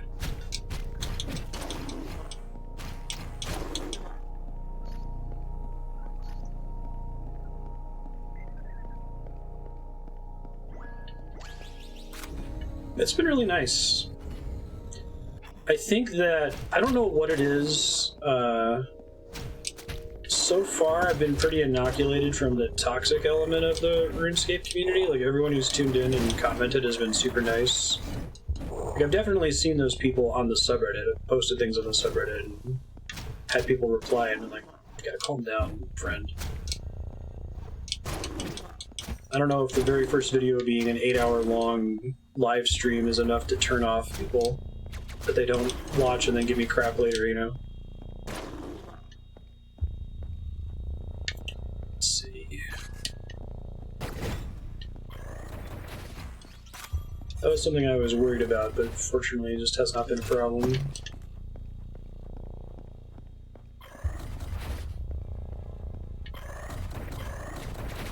You need 1,000 subs on YouTube in order to monetize now.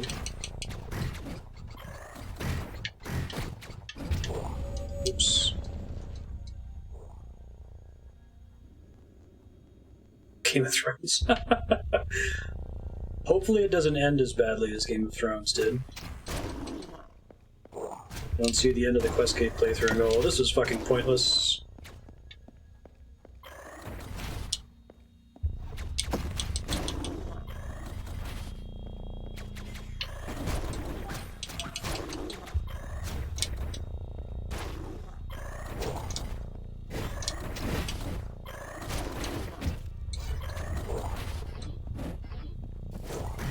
The toxic wing of the RuneScape fanbase isn't all that different from like the toxic wing of your World of Warcraft's fanbase. Your Asmongold hashtag no changes types are definitely there. It's not something that's unique to RuneScape, I should say.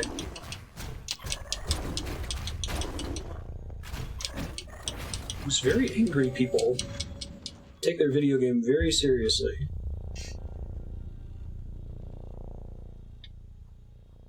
Oh, no, we're at like, I want to say 60 subs, including Patreon. And people who pay money.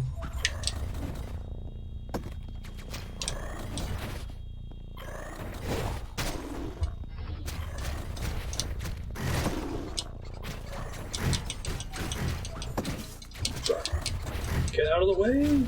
Ah, I tried popping a heal. What are covenants? Wow.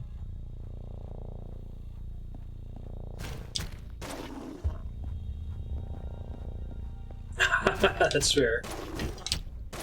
Yeah, there's a couple people that are trying to do quests they never did before watching the video. Just mean you'll have a bunch of backlog content, it'll be great. Hoping to have the ultimate backlog series for people that aren't keeping up with it as it gets published, right? 111 episodes, Jesus. That sounds awful if there's like 111 episodes of like a Persona playthrough, an hour at a time or something, but the way people play RuneScape without really paying attention to the game and desperately looking for things that distract them while they fish actually kind of has some nice synergy there. Ouch.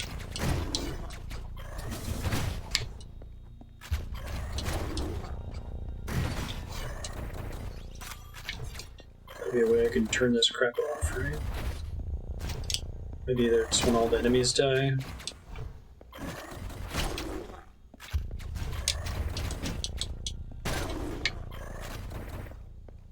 I think the fact that basically nothing in this game gets stun locked is part of what makes it so challenging. It takes a while to get used to that.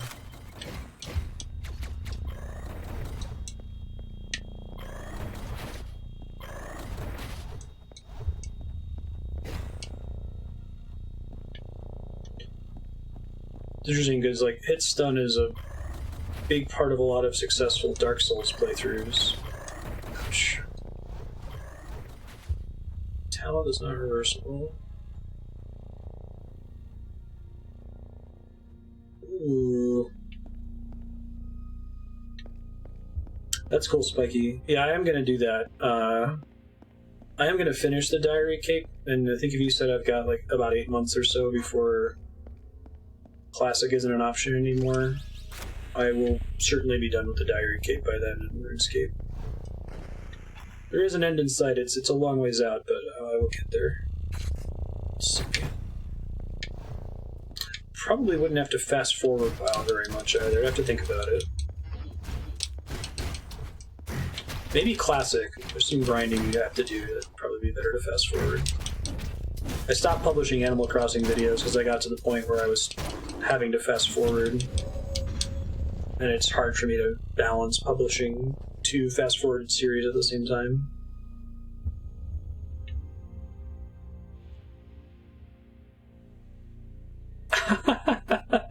I could do that, I'm sorry. Yeah. An hour PvP. I'd have to think on the logistics, but I could try.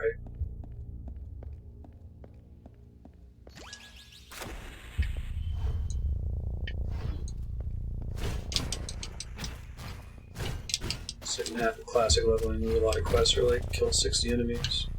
60? You can do that standing on my head.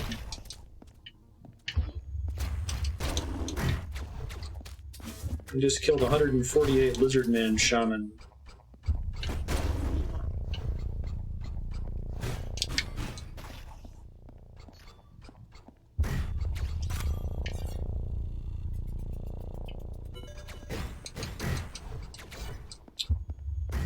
Big yikes, Kami. I'm surprised that Ian went with that. Like, I feel like he's extra nervous now with how badly BFA was received in general.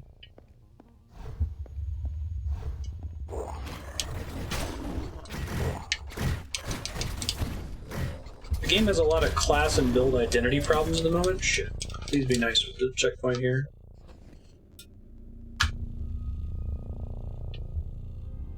Not very nice, but I can play more carefully.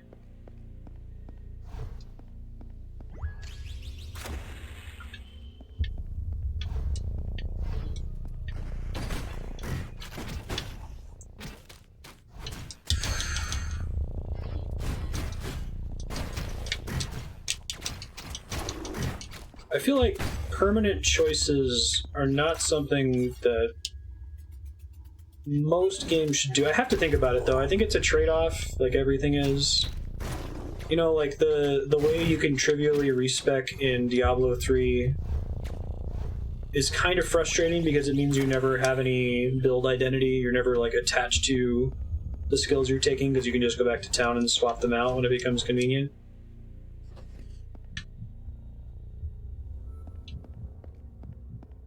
It's actually surprising that RuneScape has virtually nothing that you commit to permanently, given how old the game is. I don't think that's stuff that they've patched out either. Yeah.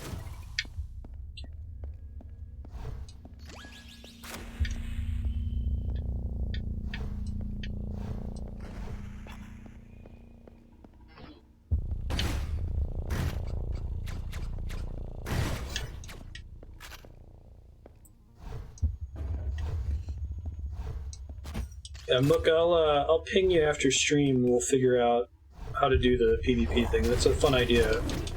You think I could do anything productive in an hour? I know enough about RuneScape wilderness stuff that I could probably know some hotspots to go to.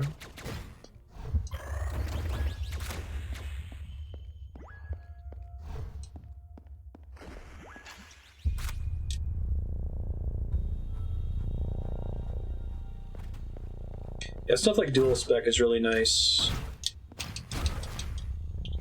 How did respecking work back in Classic?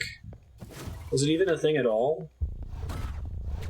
Like, it had to be, right? It was just a hassle.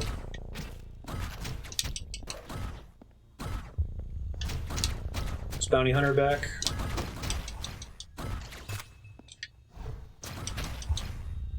I'd love to do a Robin Hood thing with PvP and RuneScape and try to, like, PKers.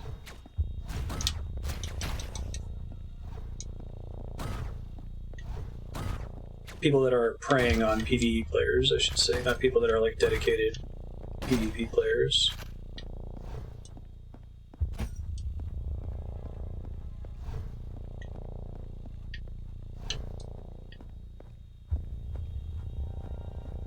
Cost goes up by 5 gold for maximum 50 gold is insane, yeah.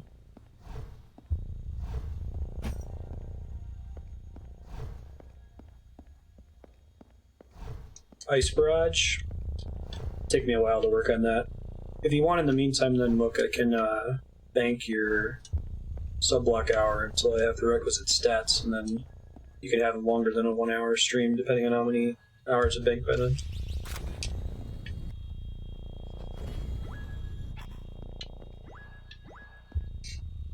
Let's see. Hey! You're a cool looking dude. With the spinning scythe attack. Right. Some Castlevania shit. You don't have any projectiles, do you, buddy? So I can't regenerate my meter on you.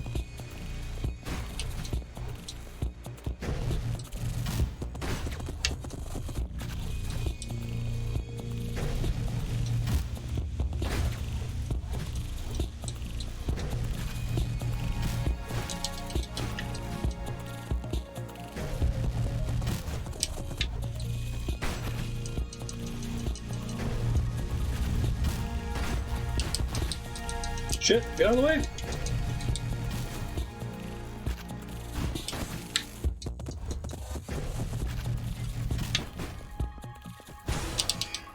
Nice.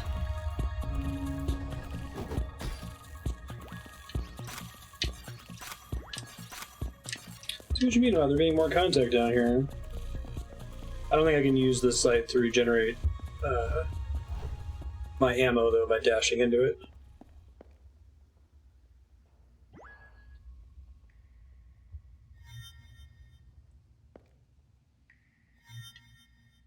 Yeah, that theme was great.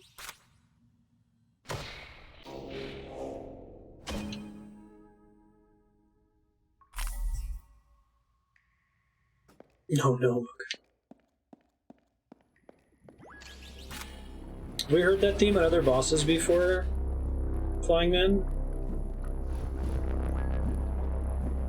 Oh, I see. Other ways to get into the eyeball room.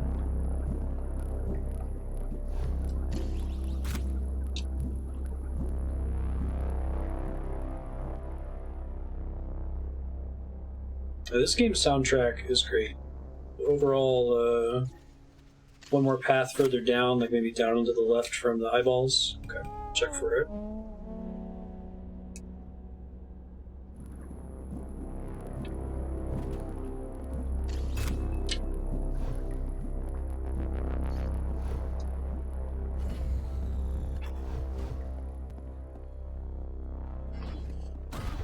It was the robot boss.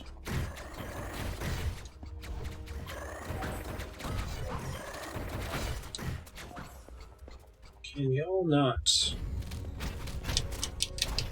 I think I found a one slice. Pfft. I found a one slice door, but not the one slice door. Do you remember where it is?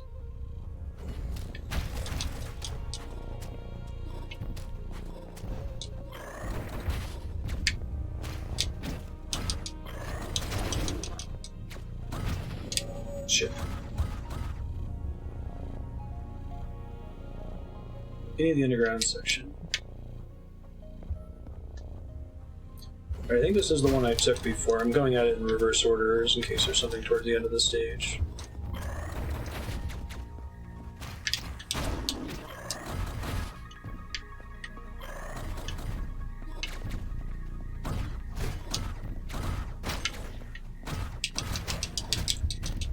Whew, did not deserve to live there.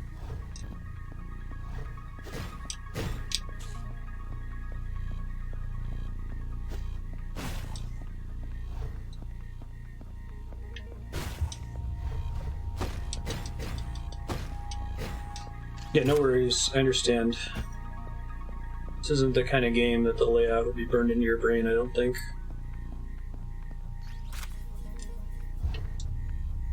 It's tough, but not the particular brand of tough. Alright, key. Thought that bottom corner looks suspicious. It's not that particular brand of like Dark Souls tough where the map is just burned into your brain forever, you know? It must be a one-way path there. Okay. Ooh. Should have gotten squished there.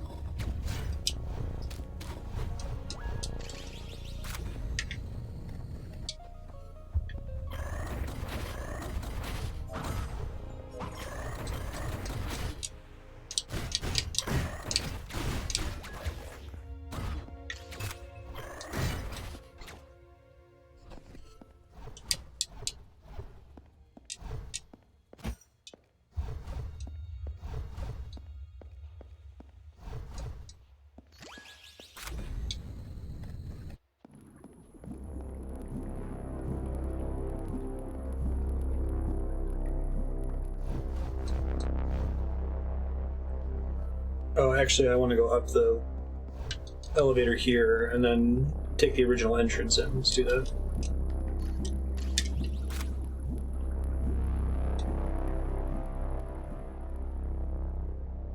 I think I've ever played a game other than Soulsborne games where like getting from checkpoint to checkpoint is a struggle.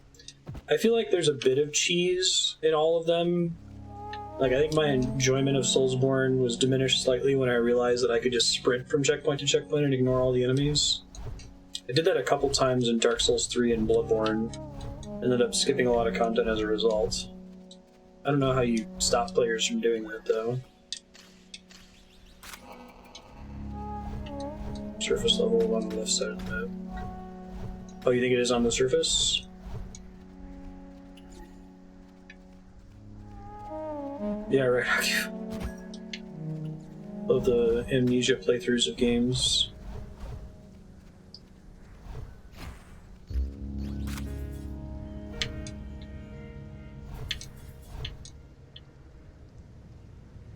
Too bad the rain doesn't reveal the platforms there.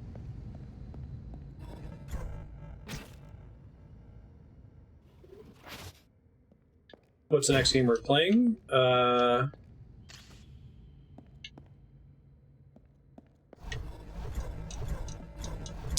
This is, I need to use my chain dash, I guess. Got Time Spinner, Pillars of Eternity 2, Jack and Daxter 1. Bunch of sub-block games.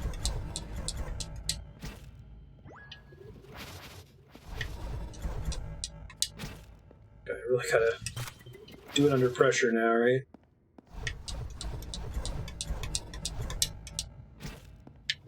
Start from the bottom. I think it's probably possible without the speed dash, but it makes it a lot easier.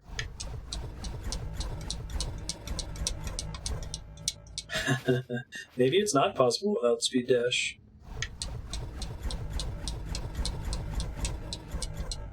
Too far! Lame.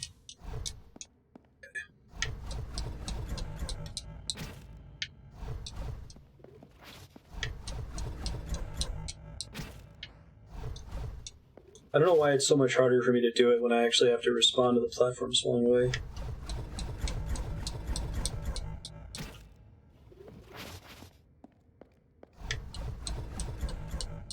Yeah, this looks like this is more content in the building here.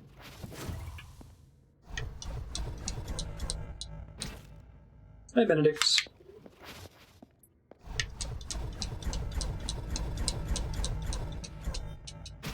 It's really easy to go off the edge there.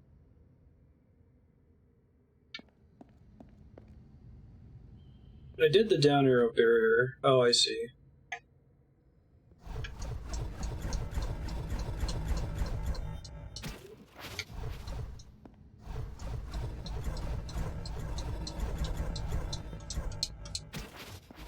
Try doing this without the speed dash real quick.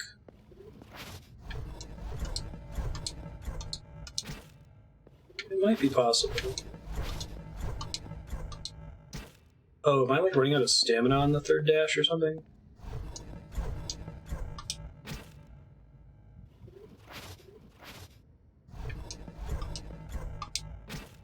I'm getting there though, I'm pretty close. I have less time between now and the diary cave than I did from the beginning of the playthrough of the quest cave, if that makes sense.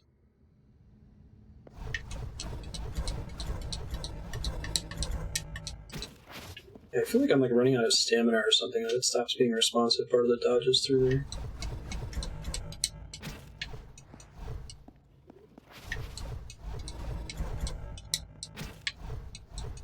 To queue up the first try here.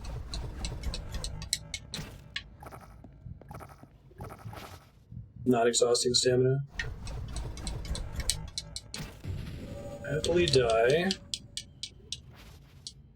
I feel like after I get to the third dash, I'm pressing the A button and he's just not doing it. Or they're just not doing it.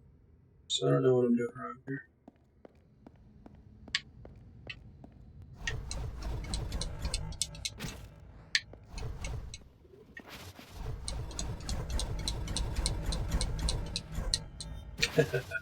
Gotta dash up and to the left at the end.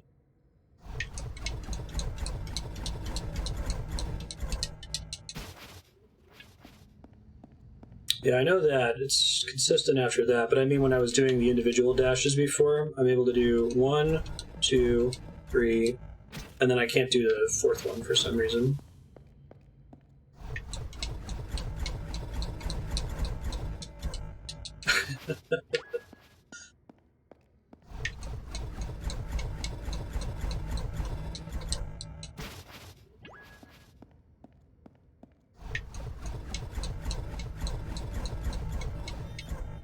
First try. Golly.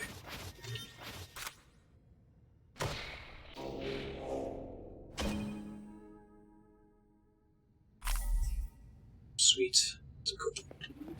So you're gonna give me a return path? Thanks, game. I appreciate that. I know there's a little ledge there to make sure that you're committing to come back this way in case you didn't pick up the pizza slice. Alright, now I get out of there with 4 full health packs. So clearly I just fell all those times so that I could die and get my health packs back. Completely on purpose.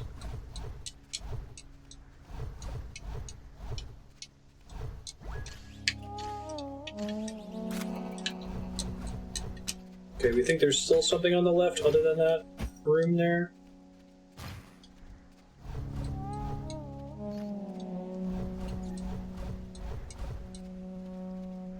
I think it's on the surface. I think it's underground. I think it's one of the first ones I took. There's just an alternate path I didn't go last time. If it's supposed to connect over to the left side of the eyeballs.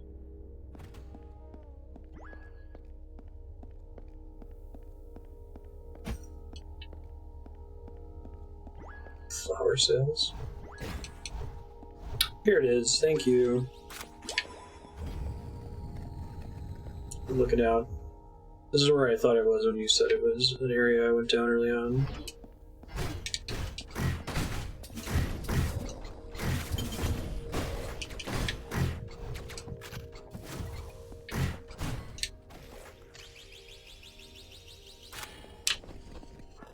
Cool.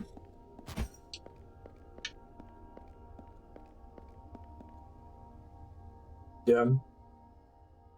I see your point.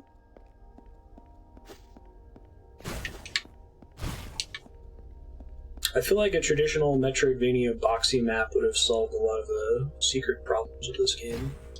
You could look for gaps in it like I was doing in Time Spinner earlier. Yikes. Double yikes. Ah, you hit your friend.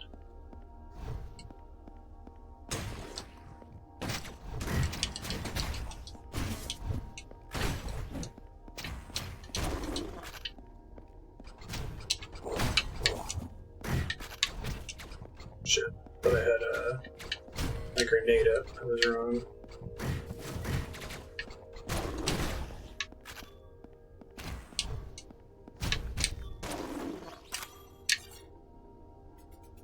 Should go turn those in.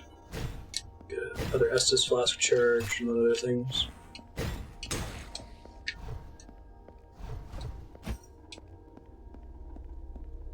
The things that are out of stock at our grocery store because of COVID-19 are very strange. Like, all recognizable name brand burritos are out of stock.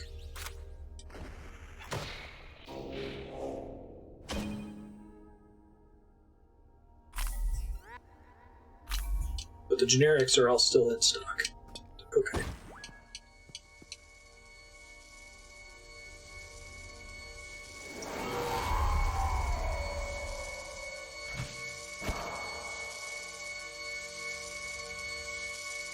Creepy.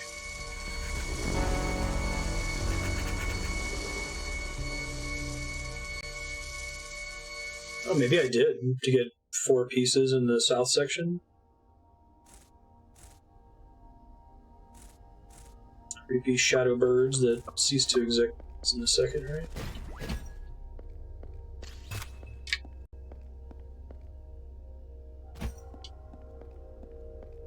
That's a good question.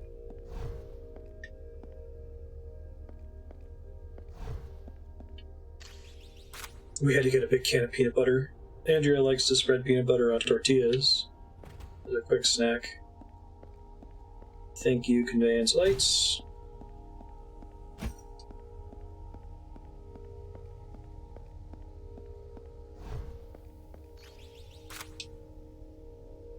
We've already been pretty well covered during COVID-19 just because I'm already I'm a quarantine shopper even when there's not a pandemic going around, just I don't like going to the grocery store, so I try to spend as much money to get as full of a cart as possible whenever I do go.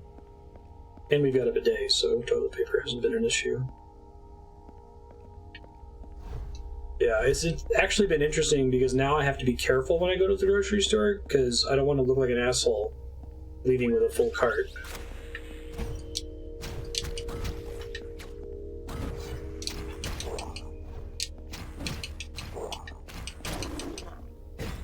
I know people like Kat and Donovan, our friends in town, used to go to the store like multiple times a week. Like they would go to get whatever they needed for dinner basically every day. So it's been a weird transition for them.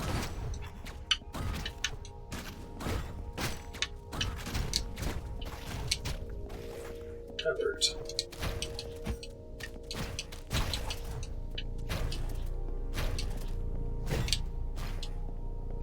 $30 boxes of Ritz crackers are fun.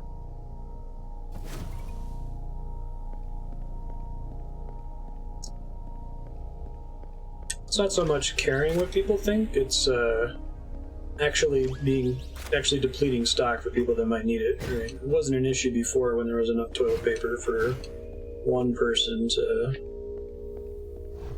buy several 60 packs of it. Now there's not sufficient stock for me to do that without being an asshole.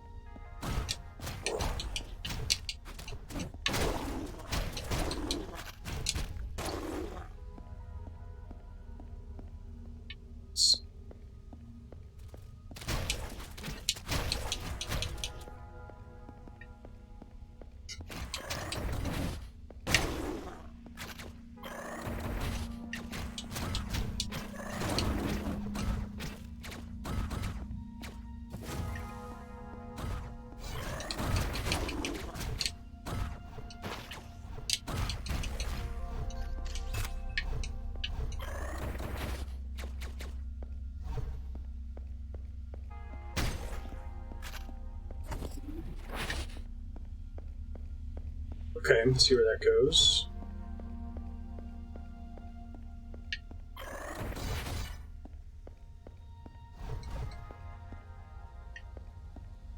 I think I hit this and that opens. Okay, I think that's good too. Not that.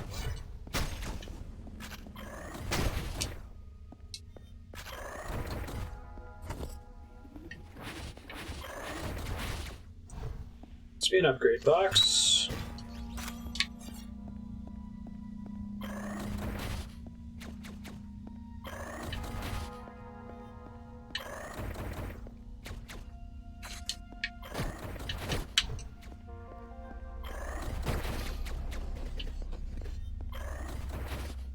Just to make it so that this guy can't harass me.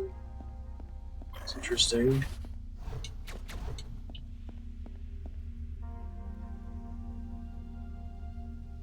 Yeah, I think that makes sense, Revenant.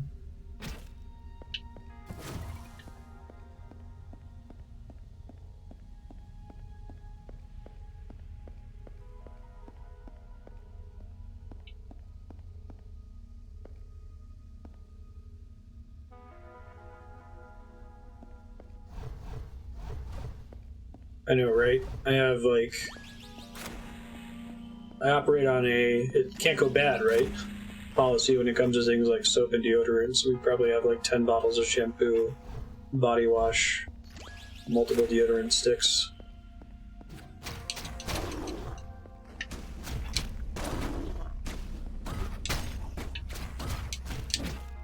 Really like that close-up shotgun attack on enemies with like 5 hit points. Feels awesome. So I didn't realize when I looked at the preview for that ability that it actually caused you to deflect the shot. I thought it just like destroyed the shot.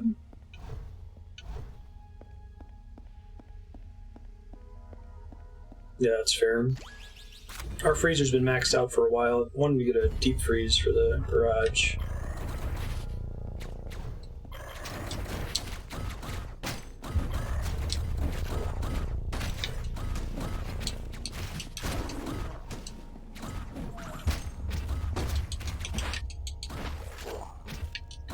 Seriously. Oh, I thought I had 4 health packs. Oops.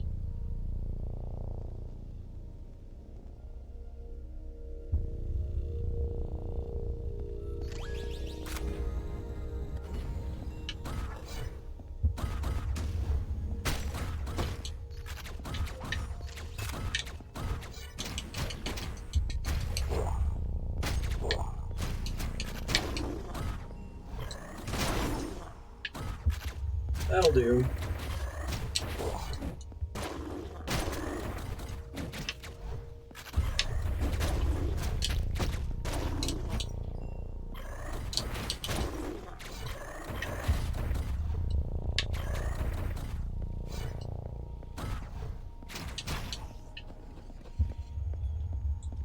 Thanks, guys.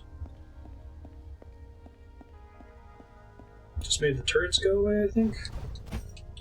Looks like it. Totally calculated, cutting the missile in half.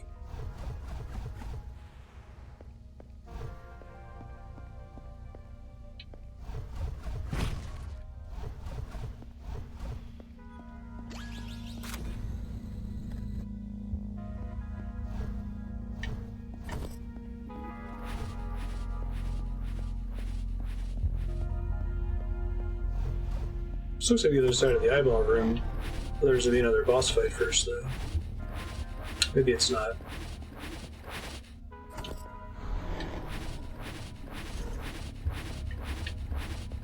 Hold on.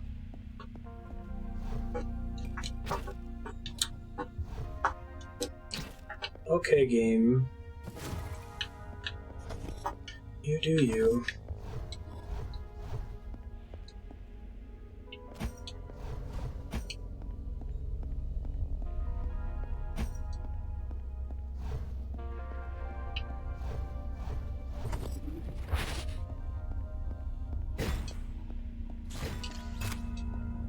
Long area with no enemies.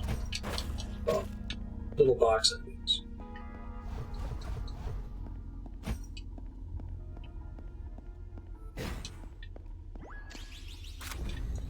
Boss fight time? Yeah, right. Thanks for not letting me miss out on these boss fights. Big part of my enjoyment of this game is the bosses. Inviting side platforms you can almost reach, exactly. The real final boss. Imagine the end of this game is like a Metroidvania where you have the timer and you have to escape, but you have to guess which platforms are reachable. They're all like slightly off screen, and when you guess wrong, you fall and take damage. Yeah, I assume so. Okay, I can absorb those. Maybe I could have absorbed the scythe after all. Hi, Ben. Oh, that's nice.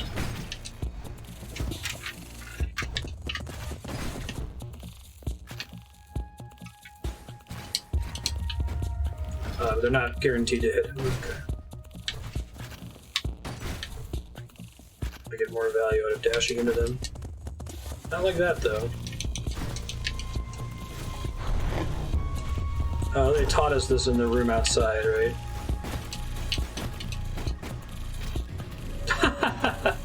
And then I got Belmonted, swagging him.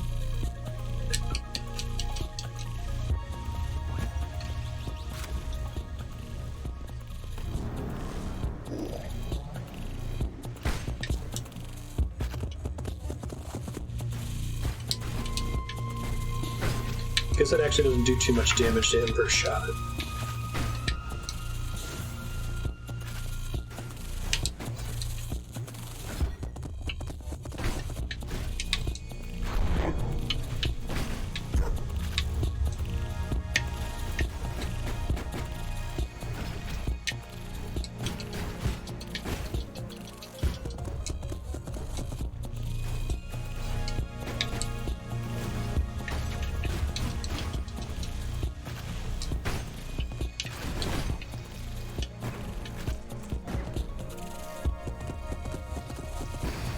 He's got pink blood, and he's a Danganronpa character.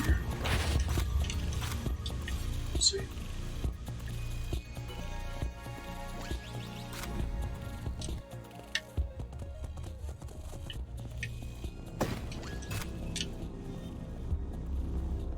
Oh, killed him. No mystery there.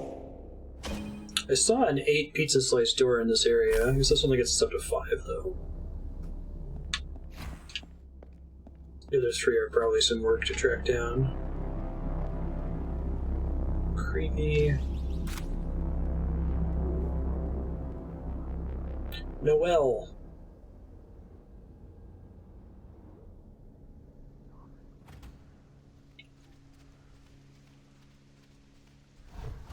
My name's 7718. I don't know why I call myself that, but I carved it on the table, so it must be true.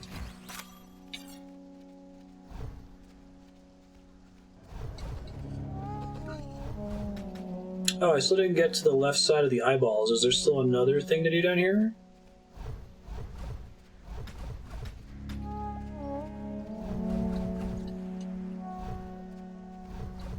Oh, I assumed it before you even said anything, that there must be another path that leads to the left side of the eyeballs.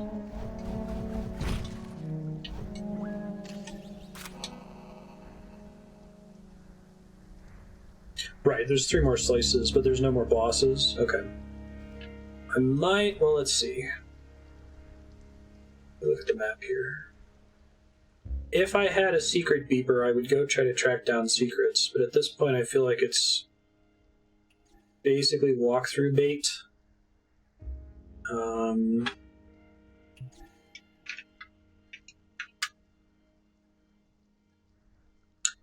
Yeah, key doors would be cool.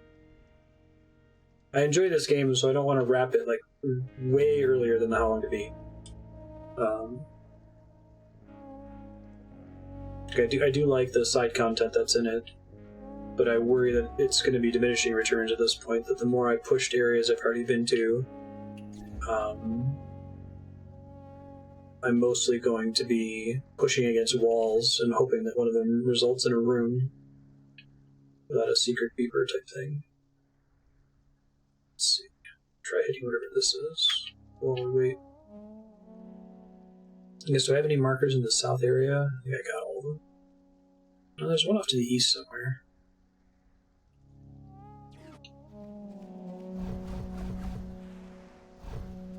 I guess we know there's one to the east because we've seen that staircase that goes up there. Let me at least pick up my Estus Flask upgrade and other similar things. 6 key door in north? Okay. Cool. Do we know what those tablets do yet? There's like these lore tablets that you read and a little NPC shows up and disappears.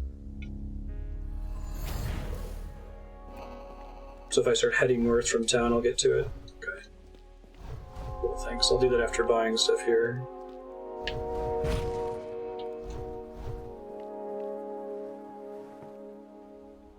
Oh, that's cool. Like that someone would have to screenshot and then like, figure out what the cipher is in the English letters. Oh, that's cool.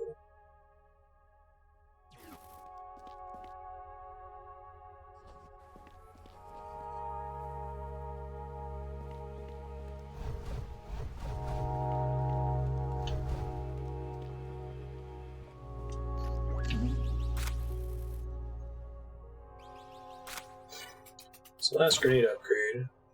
So the only upgrade that I would actually use would be the ammo upgrade for the normal gun.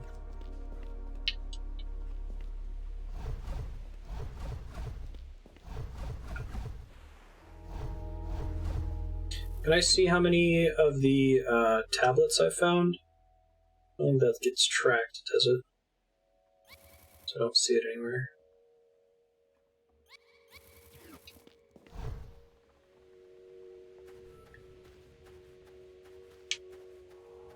Okay, cool.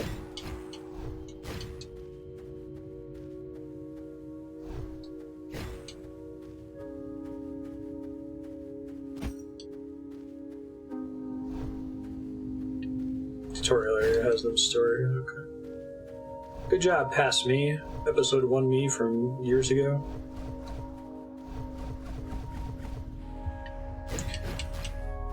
We've obviously suspended the serial channel for a while, but it's fun, like, recording a serial episode with Kat, and then we'll be watching the episode again to edit it, and we'll get to a part where I, like, ask him a question, and he out loud says verbatim what he said in the video, because there is no free will. Brains are just programmed a certain way. Same thing with me coming back to this area and exploring the same secrets, right? Oh, shit. This is a mistake coming over here. I have to die.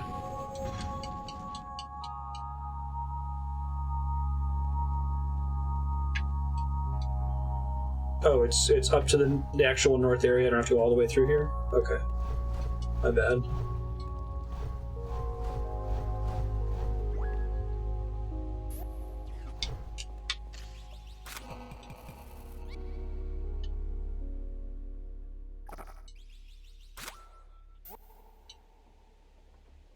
Oh, there's a teleport in town to go. Okay, sorry, I got you.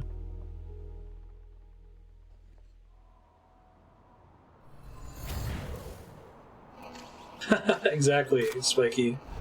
It's wonderful.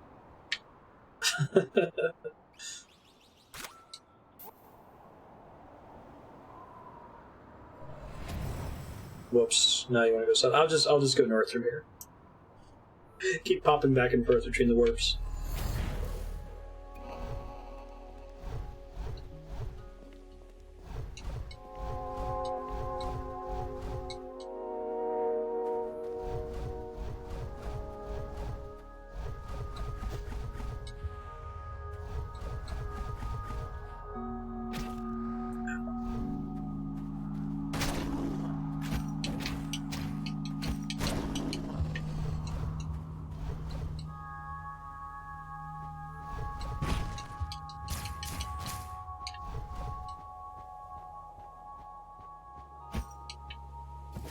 So that thing kind of suggests that there's a path over here? No, I guess not.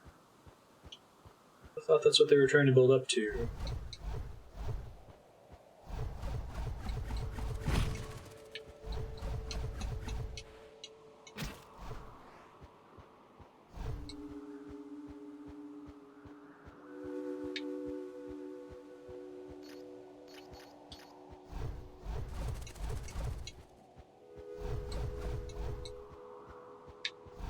Climbable walls.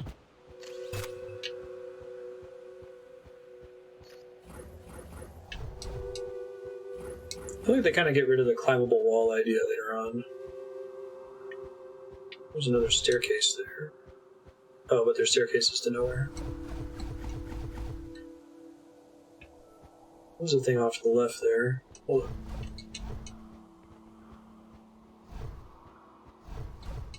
I feel like I would have already seen and done this though, right? No, I didn't. Well, you suck past me. Yeah, it does. I feel like... I'm not sure how I feel about it. Like, on the one hand, your Metroid vision, it feels really good when it pays off. But if it always pays off every single time, then it kind of becomes predictable. So I guess, do you want to have things like a little deer that runs off into the woods, but then there's nothing actually past it? Is that a good thing? 9 key door.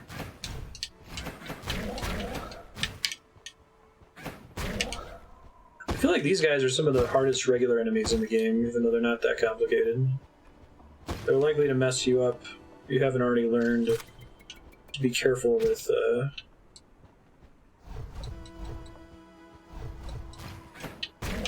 your inputs. Ow.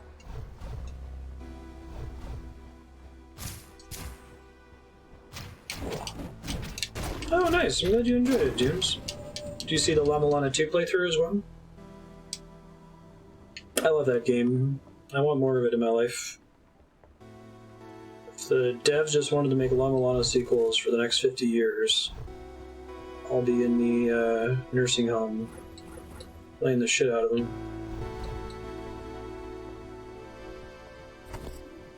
I don't think I've... Oh, I guess I did find that, didn't I? Job past me.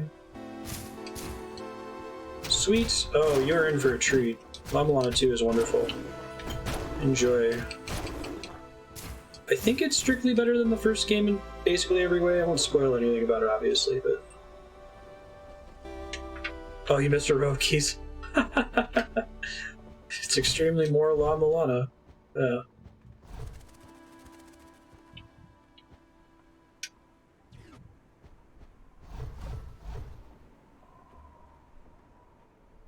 You guys have to all the way north here.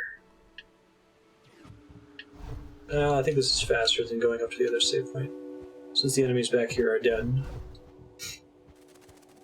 I've told this story before, but when I went to PAX and met the Llama Lana dev guy that went out there, he was just one of the folks on the dev team that spoke pretty good English. But he was awesome. Like, I went up to him and was like, hey man, I played Llama Lana 1. It was a really cool game. And he was like, did you know that in Llama Lana 2, when you jump, you can climb on the ladders now? I'm like, that's such a specific thing to say, but I completely understand why you're excited to share it, and I'm also delighted. Thank you. Yes, that's an awesome change.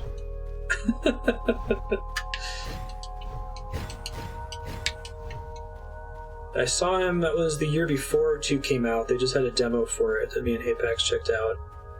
Then the following year it had come out and I had beaten it.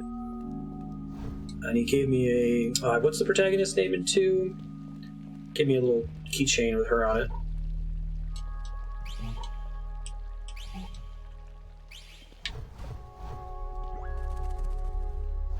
Don't want to take that just yet. Let me see. There you go.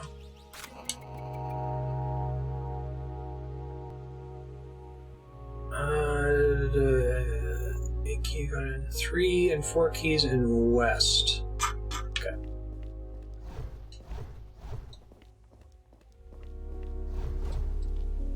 We'll have to see. Like, La Milana hasn't been out long enough that any other like indie devs would really want to make their take on it, I don't think, but I wonder if it's going to be like FromSoft games where it's only that dev that can really pull it off.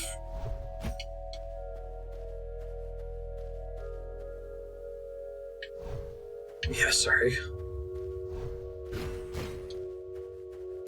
I'm just capturing it from Chatty, and it happens to be the same source I read.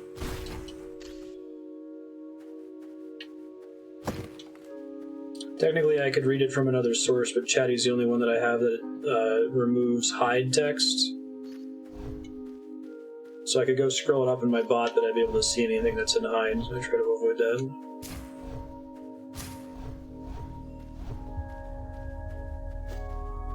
For key doors, what we got here?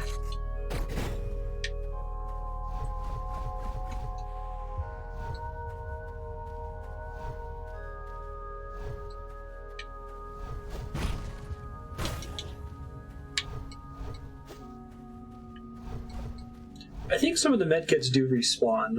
It looks like there's tons of them here that I should have already gotten. How did I not get this one? Pass Marstead, you're garbage. Look how signposted that is. There's a literal signpost.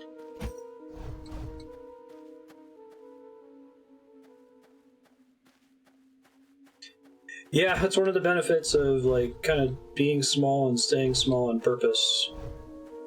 I think my commentary style like naturally drives away people that would suck more, if that makes sense. Like, I'm so boring that people that suck aren't interested in sticking around to watch. So being boring pays off in that respect. Where I went to an elementary school with my wife for like a career day thing. They wanted her to come down as a physicist. And I came down and said I was a streamer. I felt really bad for all the other parents that were there because like all the kids swarmed me, like, how much Fortnite do you play? And they were talking to me, and I'm like, you guys probably wouldn't like my channel. Like, no, we'll come watch you. I'm like, you're gonna watch me for one stream, and then you're gonna leave. It's fine.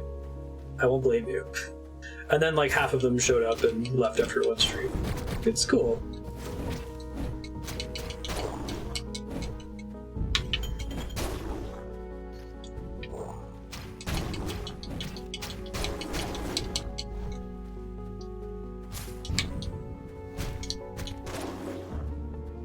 Medkits enemies both respawn when you leave the cardinal direction area. Oh, okay. Thanks. Makes sense. I thought there might be a finite number of medkits in the game before, but that's only as long as you're in that area. They don't respawn.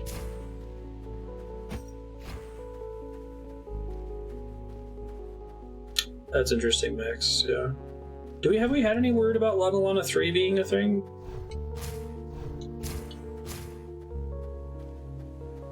I guess it's kind of crazy that they put 2 out as fast as they did, right? Like, the original one was, like, pre-La Milana 1 remake was a long time ago. You're kind of say so, Robin. I think that I use boring lovingly. Like, have you ever seen a boring sci-fi movie? I used to hate those as a kid, but I love them now. Or like a boring horror movie where like nothing happens. That's my shit. You tell me, come see this horror movie, and I'm like, do things happen? And they're like, yeah. I'm like, I'm good. No thanks. Arrival is pretty boring. I love it. Some of the old Kubrick movies are pretty boring.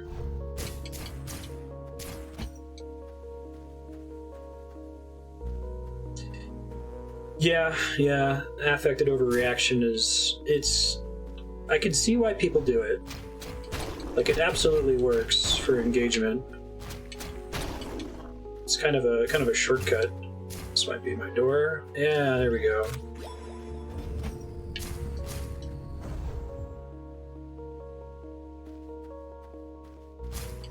It's like I don't blame streamers that do that, it's just not my style. I think if I have a muted response to most things, that if I actually am super into something, that communicates pretty well. I love Seventh Seal. It's with, oh, what the fuck, he died recently. Max von Sydow. It's, playing chess against death, the origin of that.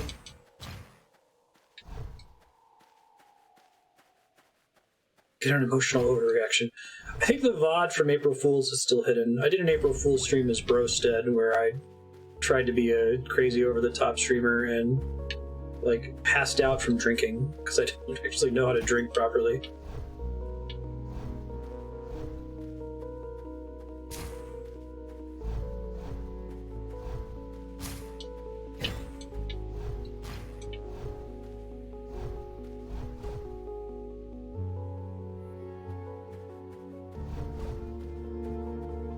Subnautica. That game was so good. I don't know why I liked it so much. It has all of these features that I should hate. Shoot. Do you know where the other door is that's in this general area, sir?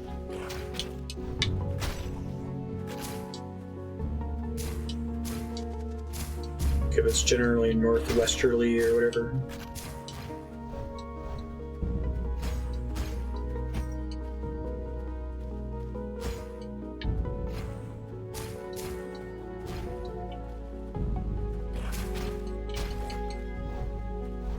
I think you're good. Ingmar Bergman, that's right.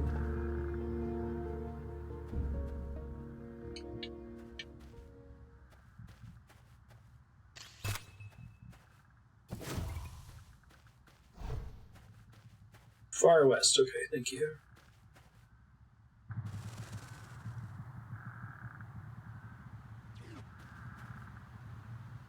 Oh, yeah.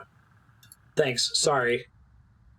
Hey, sir, just send links for me on Discord and, like, read a map out loud to me. No. Thanks for sending that link earlier. I was on my phone. I wasn't able to get it quickly. West. Oh, I see. Okay.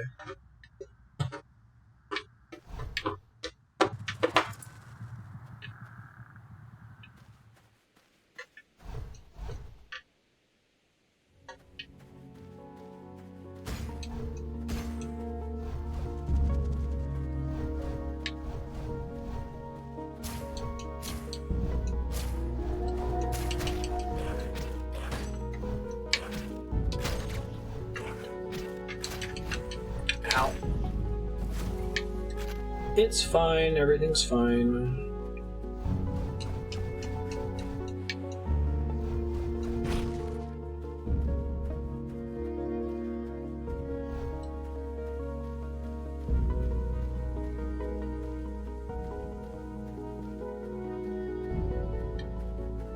No one can speak it.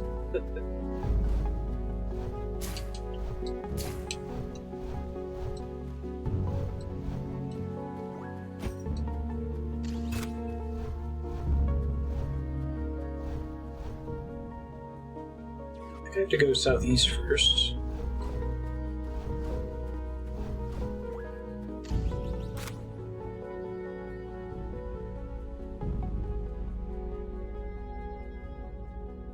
Oh no, I know, but I was basically asking you to go look up a map and then read it out loud to me instead of posting the link. Thank you for posting it. Whoa, that's right, you don't pause when you pause.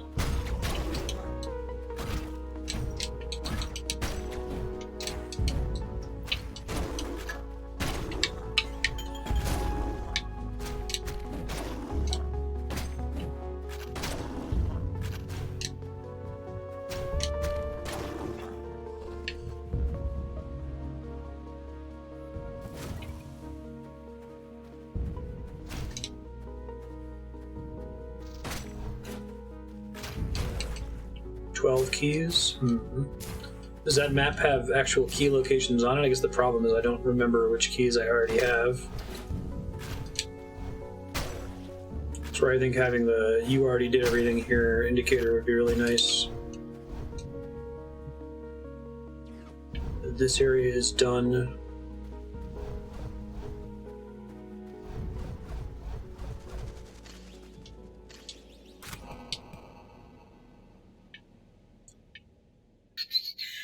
It's like over here somewhere. I guess I could just check all of them. Looks like there's one beyond the 6 key door I'm heading to right now. At least I think there is. I'm reading the map right.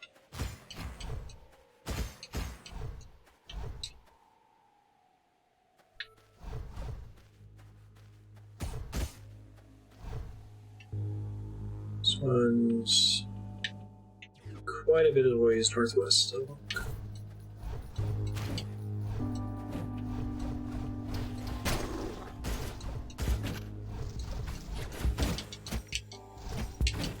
Oh, yeah, I'm so used to just killing all the enemies. I don't think I realized that most of the exits were gated by enemies. That was a... call it a value grenade right there.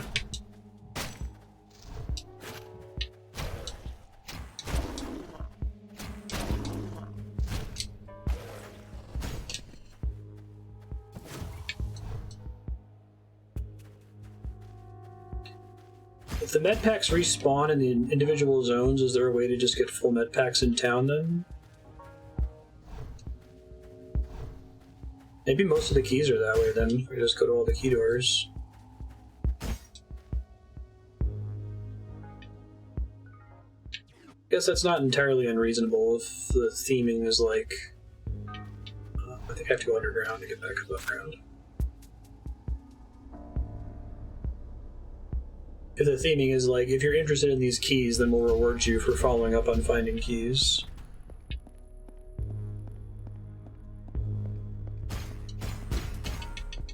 I see.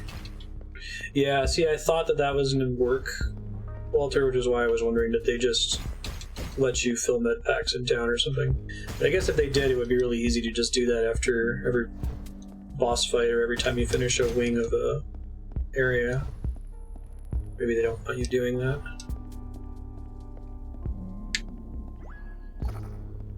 It's unusually dark down here.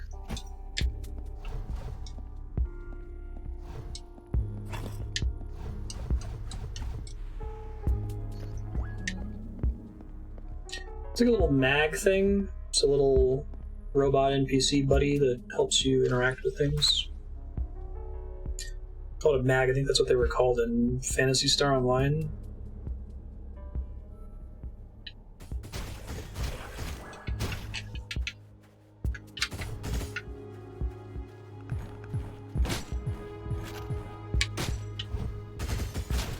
Wow, the shotgun is great against those guys. I should have gone east first. Still up a bit more.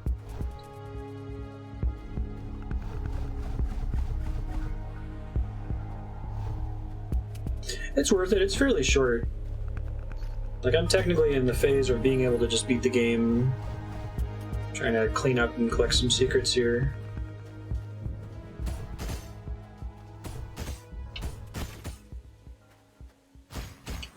If you like Llama Lana, like, it's not Llama Lana level puzzles, but the secrets in this game are pretty satisfying to track down. Looking for suspicious gaps in the scenery, secret doors, that kind of a thing.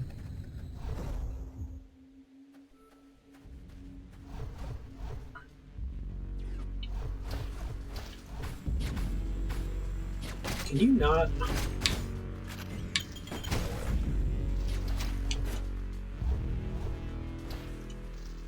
This game does a pretty good job of training you to get good at it. Like, I'm not particularly good, but I'm much better than I was 6 or 7 hours ago. It gives you just enough negative feedback for button mashing, but you kind of naturally stop doing it. I think it's down below that door. Oh, want to have a grenade for these guys.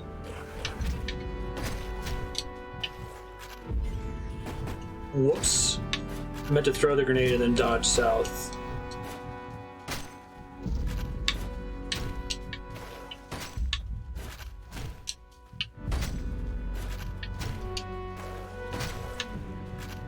I think my favorite game that's accomplished that so far is probably Sekiro. The feeling of fighting Genichiro in Sekiro on your New Game Plus playthrough is fucking awesome. After he like completely wrecks you on your first playthrough.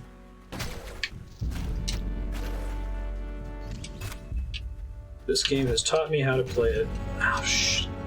God damn it. He says and then instantly dies.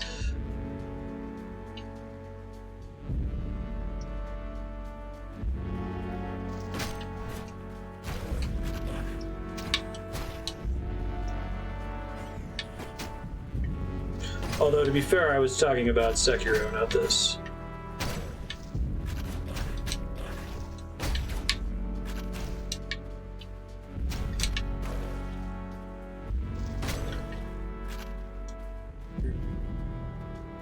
This room gave me a lot of trouble before. There's a lot of enemies.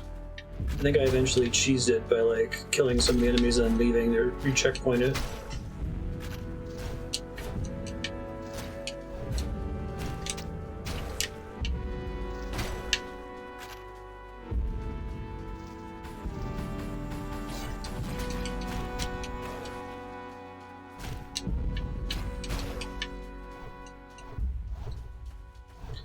Now I've got a boomstick. Definitely changes the flow of these stages quite a bit.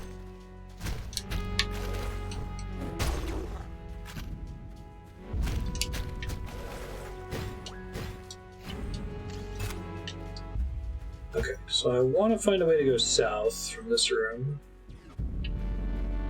Oh, this is it right here.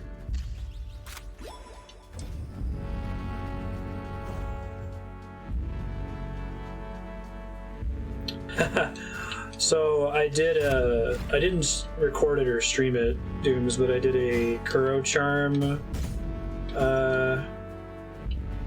off-stream playthrough, like New Game Plus 5 or something, and I got my ass kicked. I was stuck on that boss fight for more than the usual 2 hours I'm stuck on stream. I actually got super stuck in Sekiro on the Demon of Hatred. It was more of a Bloodborne boss than a Sekiro boss. I was doing so many runs in Sekiro to try to get the Platinum Trophy that I ended up doing the cheese on Demon of Hatred, where you like glitch up onto the ceiling and make him run off the cliff.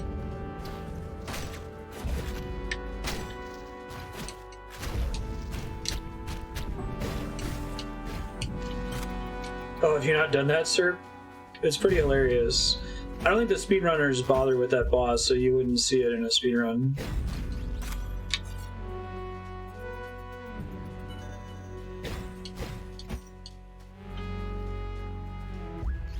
There's a key. Nice.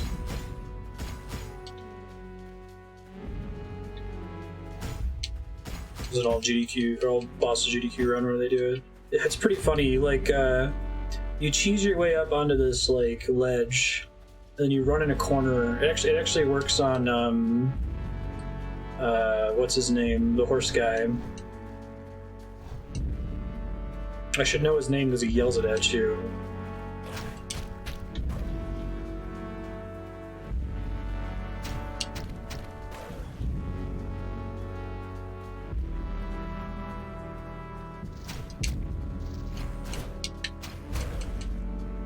Sky. Masataka something something something.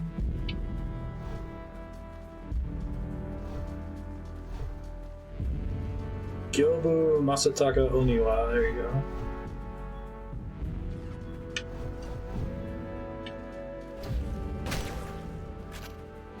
Oh, I think there's a GDQ run where they did that fight in Spanish.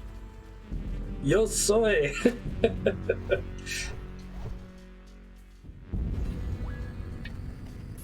Can you warp from anywhere? I thought you could only do it from tiles. Maybe you're right. Oh shit. Well, today I learned. Thanks for that. So it puts me up to 8 keys. Are there any other 8 key doors in that section? Oh, there's a 12 key door.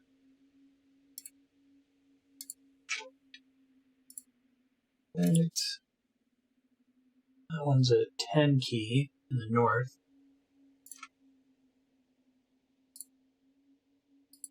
It's the 16 key. 8 and a 3 in the eastern zone. Excuse me, Ben. And a 1 in the eastern zone, actually. Let's check it out.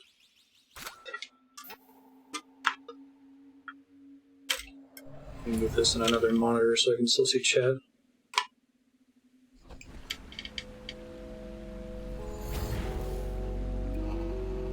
I did the 1 already. Ben, stop rubbing your head on this. This map is still extremely difficult to read. Oh, that's how I got the orange cloak. I see.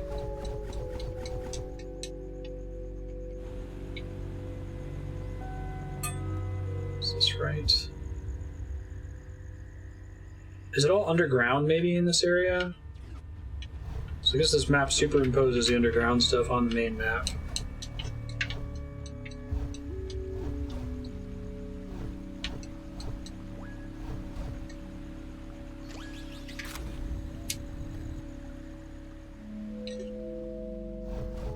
I go left from this room if it lets me.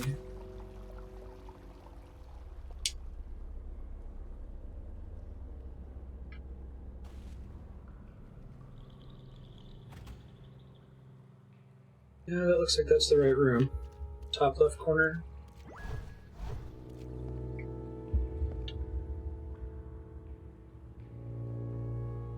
I saw this before but couldn't reach it. Okay.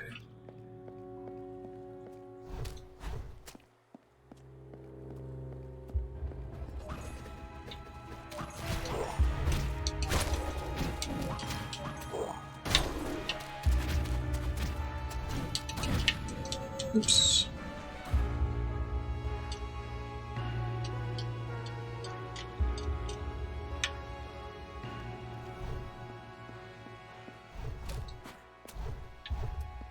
You an indicator of a secret? How can a little slime monster come from the bottom of the screen and there not be a little path? 12 key doors in town.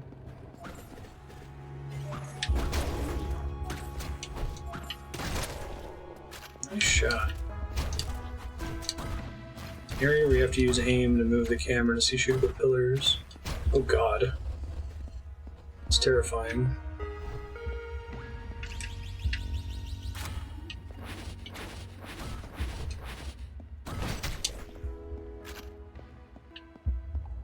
Don't think we want to go that way. Or do that.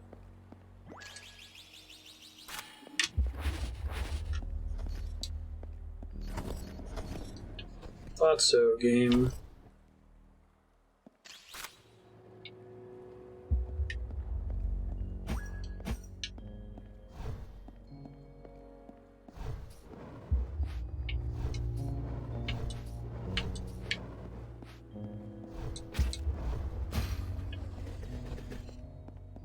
Interesting.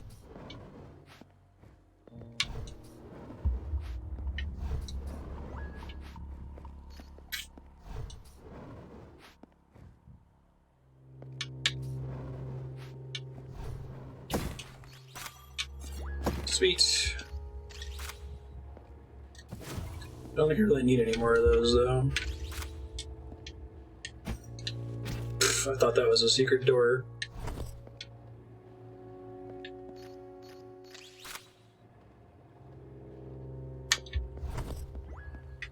Let's see.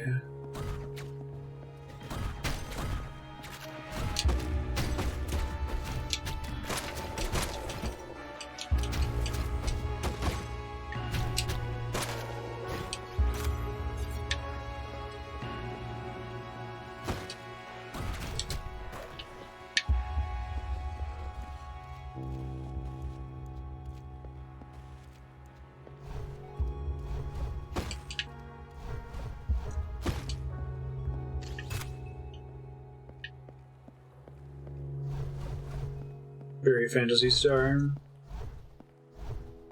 Never played the main Phantasy Star games, just Phantasy Star Online.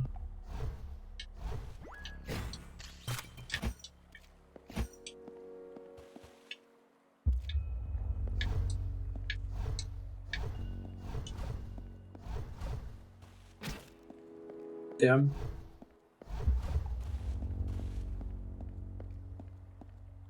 Whichever one was on the original Xbox.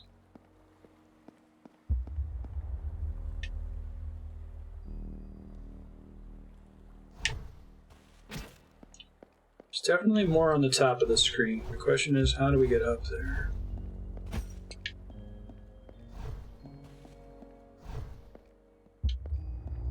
Just like through here, maybe? Nope.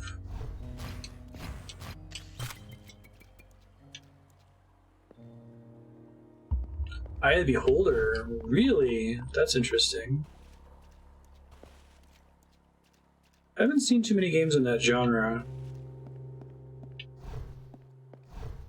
I think I rented Eye of the Beholder a couple times as a kid on the Super Nintendo and was just like bewildered by it. It seemed so crazy hard. See if there's another path to go down, maybe?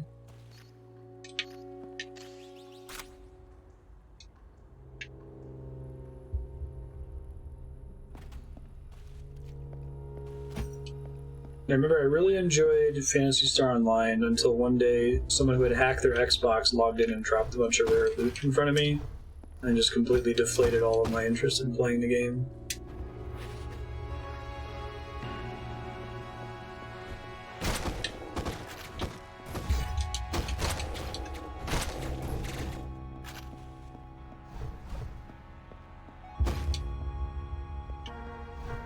I don't think I ever actually came this way before.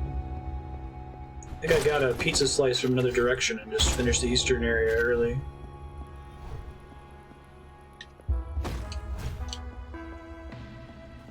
Yeah, there's a pizza slice. Alright, well I think that goes to the key door that I'm missing. I think I played them because of a Penny Arcade comic. Really, really old Penny Arcade comic.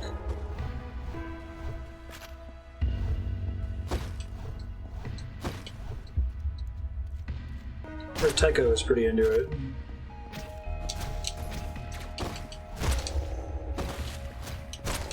It's kind of terrifying to think how old Penny Arcade is. I've been reading it since whatever the first Cardboard Tube Samurai strip was, which is like... it's at least 10 years? It has to be more than 10, because I think PAX is almost 10 years old.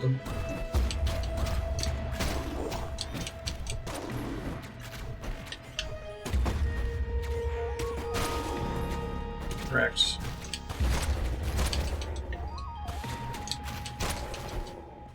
Yeah.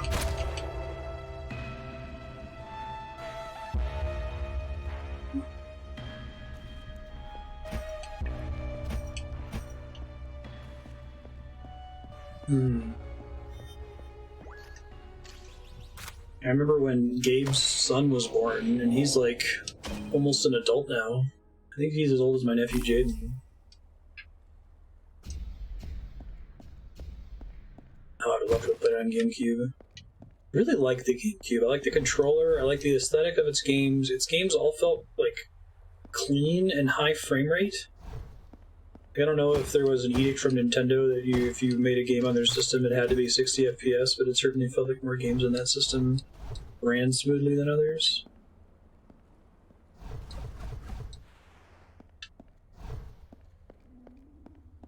"22 years old, huh?" Should look up when the original Cardboard Tube Samurai strip was.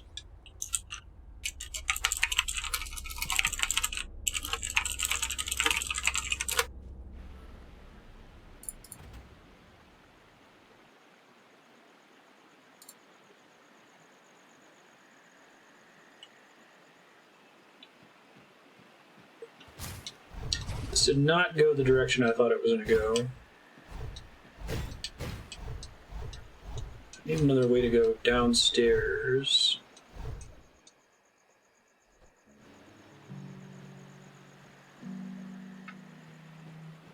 Monster Hunter World is really visually busy.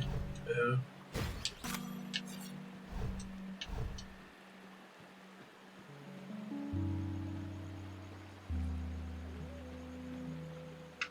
Oh wow, that's crazy, Walter.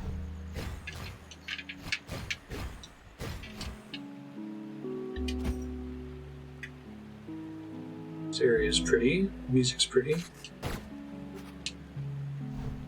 Immediately shoots the pretty boat.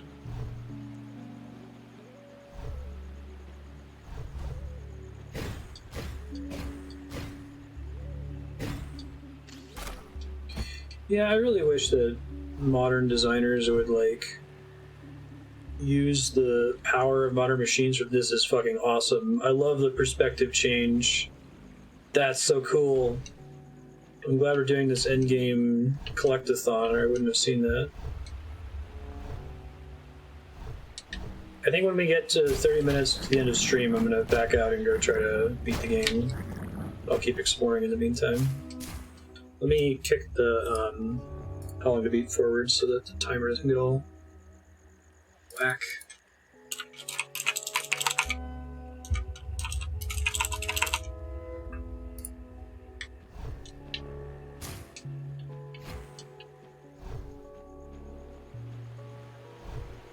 Yeah. I didn't have a modem for the GameCube. I had a PS2 HDD to play Final Fantasy XI. But that was super cool because if you had one of those, you could get a little disc that would let you install games to your PS2 hard drive and not have to own them anymore.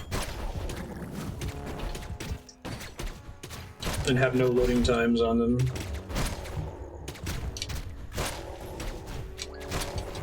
Like, you still need to have a disc to be able to install it, but I installed Kingdom Hearts 2 on that and then gave the disc to my friends so they could play it at the same time.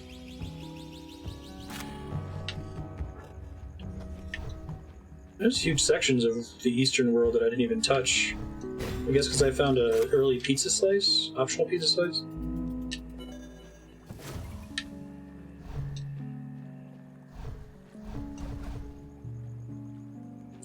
I wonder how many of those like weird console add-ons exist that only ever got used one time, right? I guess like the new 3DS is one of those, or there's only one new 3DS exclusive game. I guess the SNES Virtual Console games are exclusive to the new 3DS. Rob, there you go.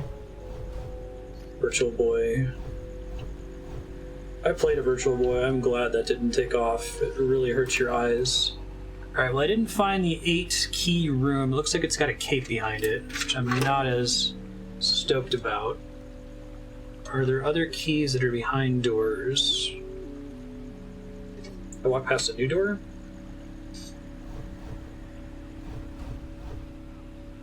This is new? Absolutely. It's got the same composer dooms. Yeah, the like boxy patterns on things.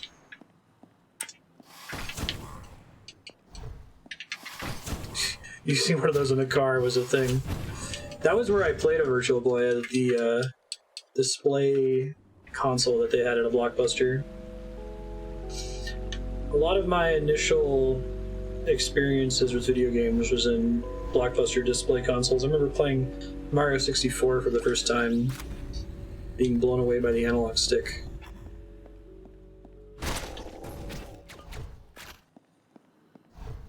It used to be the way that you consumed games if you were poor. Or rentals. Fortunately, such a huge library of awesome games now that people can kind of just wait until a game gets heavily discounted.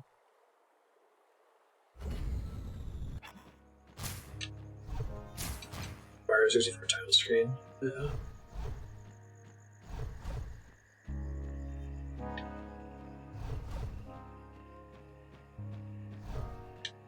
There was something kind of magical about going to Blockbuster and hoping that the game that you wanted to play was in stock.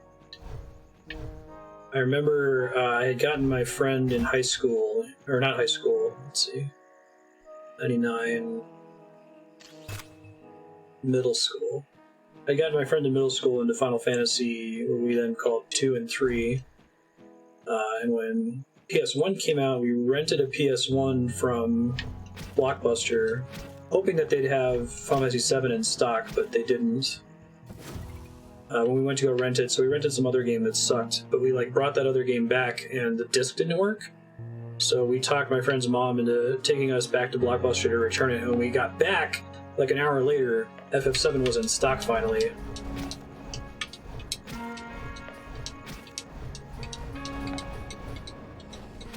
You kidding me, game? Dodge up and to the left a little bit again.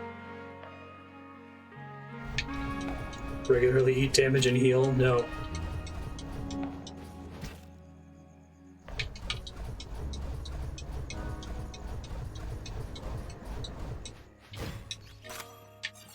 I guess it still opened the door for me. Interesting.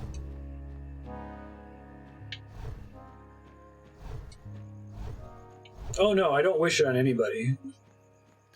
I should clarify, Blockbuster wasn't great, and we shouldn't clamor for its return. The current era of video games and their accessibility is the best it has ever been.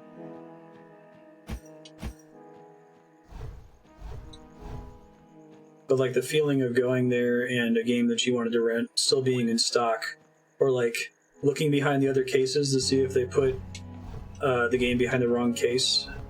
It's like being poor and fishing in the coin return slots at an arcade to see if anybody left an extra quarter behind. Because if you found someone that did that, if you found the game you were looking for behind the wrong case, then that was a week of entertainment you just unlocked for yourself. I only need one more pizza slice in this area. This is number 7.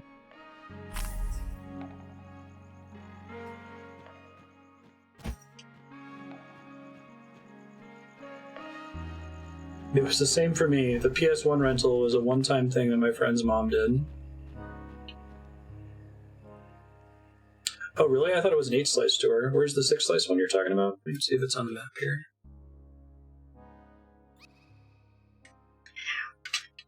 See the 8-slice one. And the 3-slice one. I'll go check. 1 sec. I think it's 8.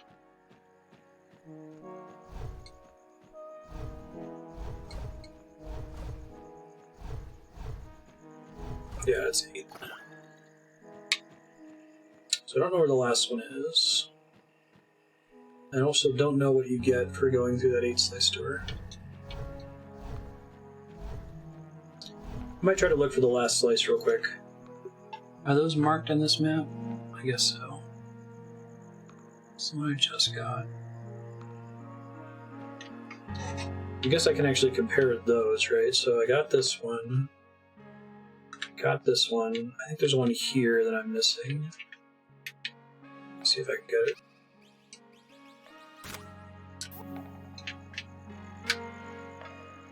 No, but it marks the ones that I did find, so I can at least compare those to the map to see which ones I'm missing.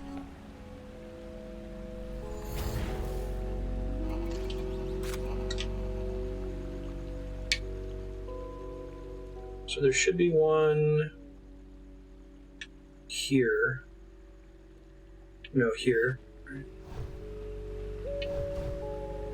I did. I think I needed to in order to beat the stage.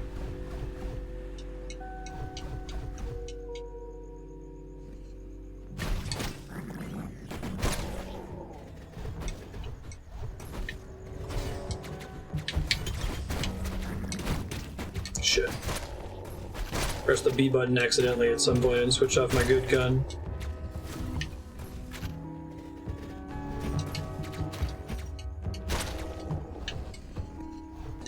Okay, so I think it's actually on...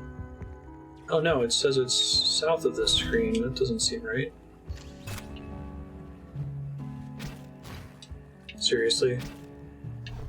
Why would you put a hole there, game?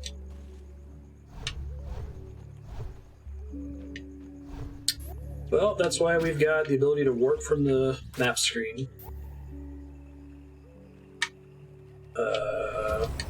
Okay. The screen started shaking during the teleport animation. I thought I was stuck on a ledge. Yikes. We're fine. It's fine.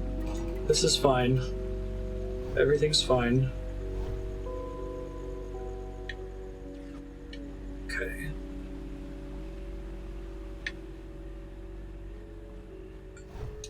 So I think that. Oh, seriously, dudes? I'm trying to look at the map here. Chill all the way out, please.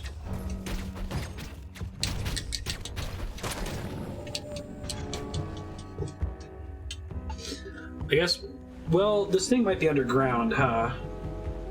That might be part of my struggle right now.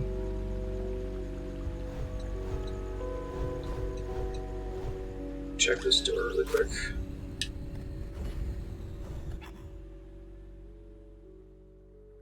It's in this room, I think. Which is only connected from above. Okay.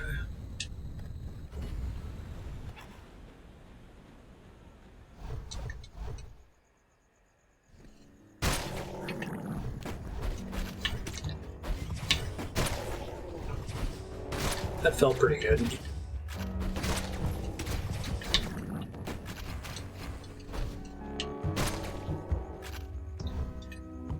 Okay, so I think there's a door here somewhere, maybe.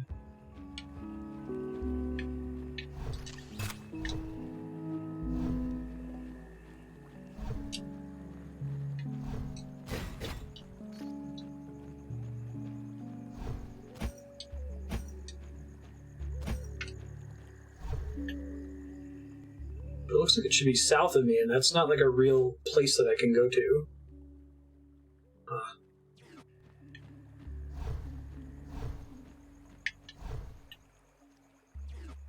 But the other question is, does the map actually correspond? The little pictures on the map actually correspond to what I'm seeing here.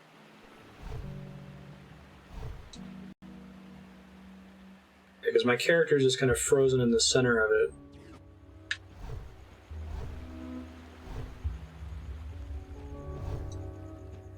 Per quadrant, right? So I don't get it. Doesn't give me a fine sense of detail.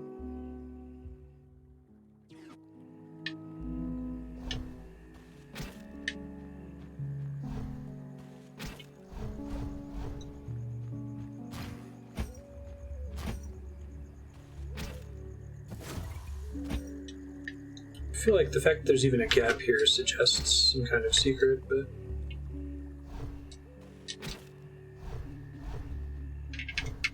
Yeah, no, I see the underground zones, so if you look at that same map, the underground zone I'm supposed to go to is here or here. But if you can figure out what that corresponds to on the map I'm looking at, there's supposed to be a dude. You can see the little robot dude that's buried in the water here. I guess he should be my touchstone.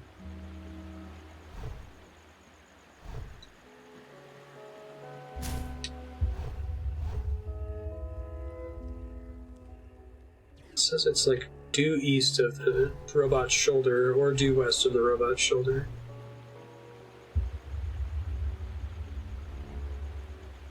Southwest of the robot's shoulder. Maybe,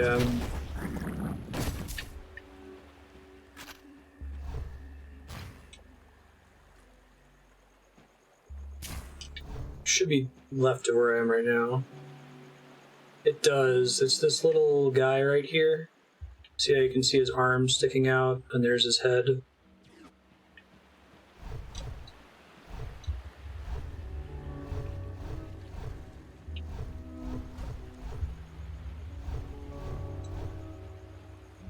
This makes me think that there's a way to summon a boat here, because we've seen these piers several times now.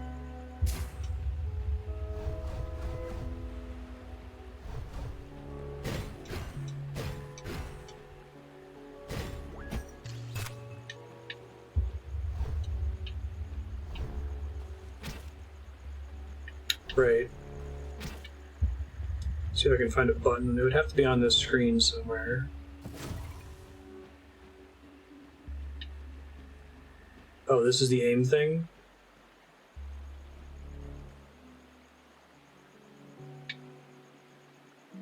Oh, that's mean. Thank you. I guess the map is supposed to convey to you that that's there. That is mean as hell. Guess that's why you only need 4 pizza slices to beat each level. Good looking out, Walter.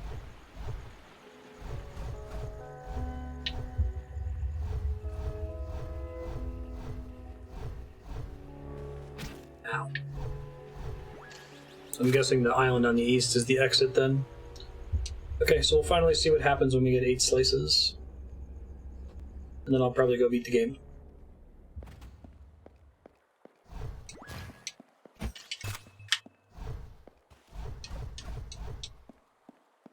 This is a cool room. When are you going to trap me in here with a million enemies? Shit. I keep wanting the gun switch button to be the heal button. Left bumper.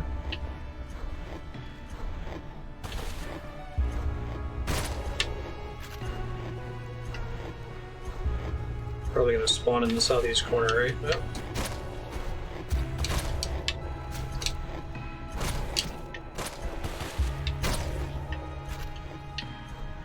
Shotgun's OP.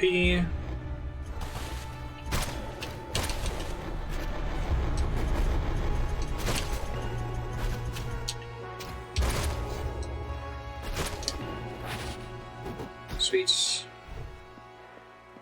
Drown the frogs, it just came out of the water. Exactly.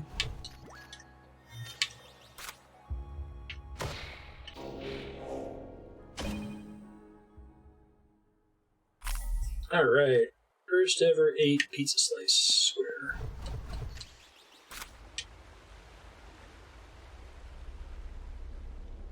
Pizza time.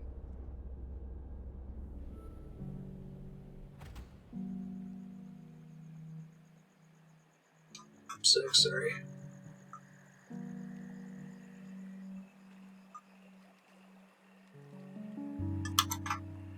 Okay.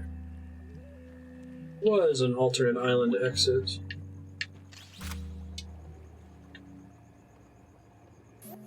You got the full pizza. P-I-Z-Z-A.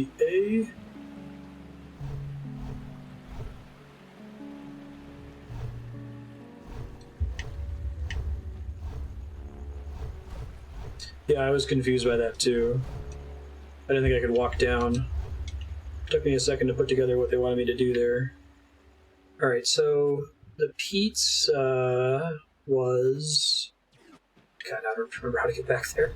I think this is wrong though. Yeah, it's not gonna get there. I think every time I warp, even if it's in the same zone, it still respawns all the enemies. Into the door? Okay, thanks.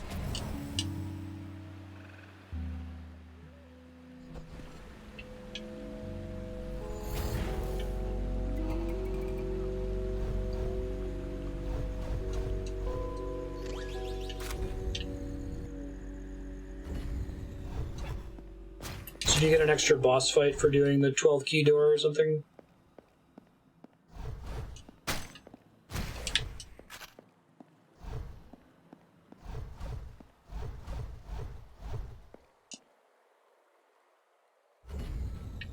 You know, you have to consider the difficulty of this game, like pre and post shotgun.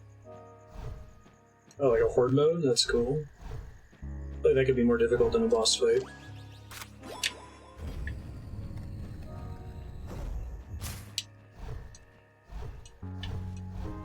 Interesting. So every zone has an 8 pizza door and a 4 pizza door. Well, I guess no, because the south one you didn't have to get all 4 pizzas to beat the zone, did you?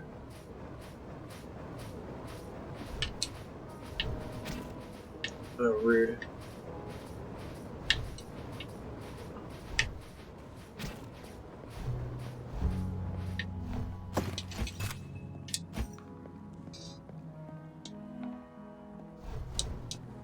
I only played Time Spinner for a few hours yesterday, but for some reason it really made me want to stop time whenever I see a flamethrower bursts like that one.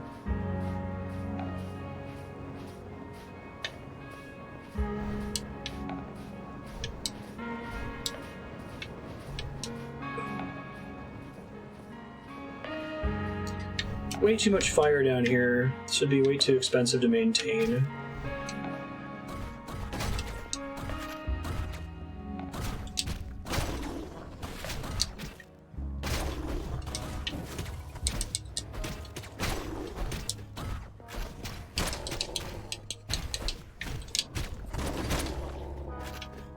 Oh, I can't kick the water enemies into the fire and kill them, but if I knock them into the lake, then they die.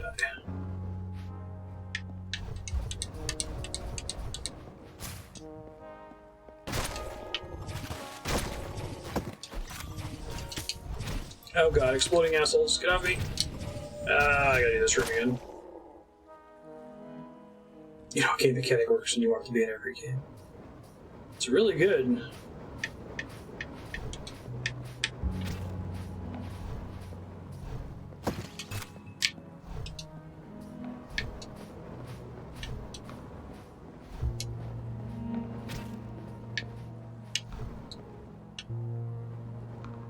Seems weird.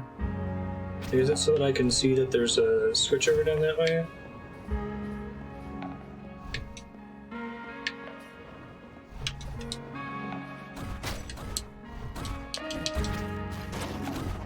The little gremlin guy followed me into death, so was it worth it?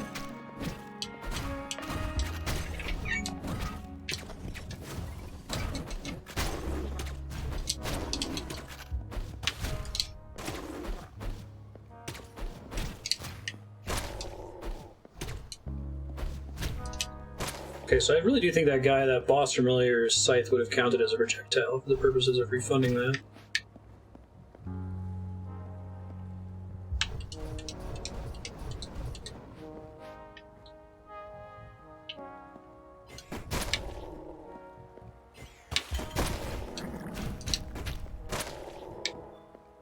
Okay, everybody.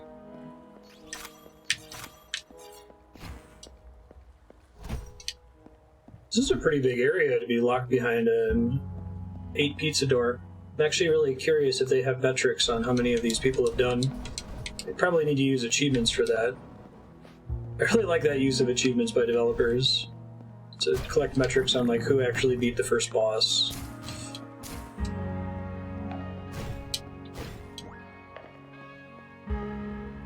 Someone advocated for falls being instant death since the compromise. It's a pretty frustrating decision. I don't think it's completely wrong, but it's definitely at odds with other ways you're intended to play the game, I think. Oh, Jesus.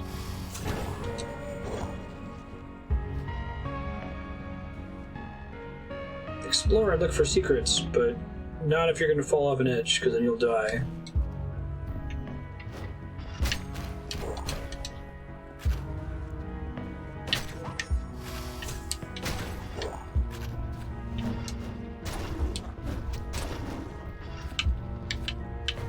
Am I out of grenades? I guess so.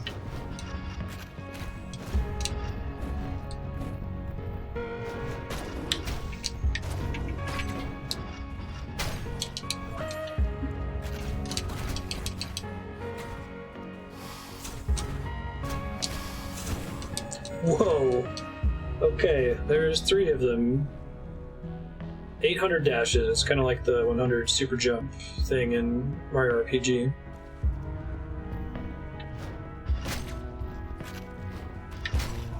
Just trying to save a heal for when I take 1 damage here, but that's probably a bad idea.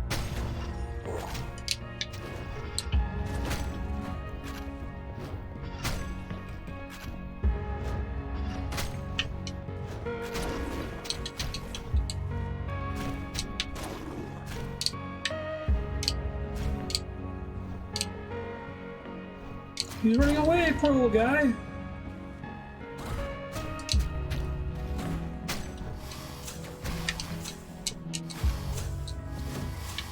Just heal. Just hoping to wait until I took exactly 1 damage. It was a bad idea before.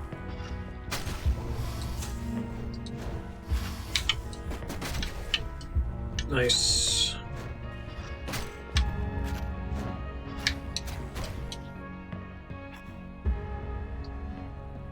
Cute little challenge room.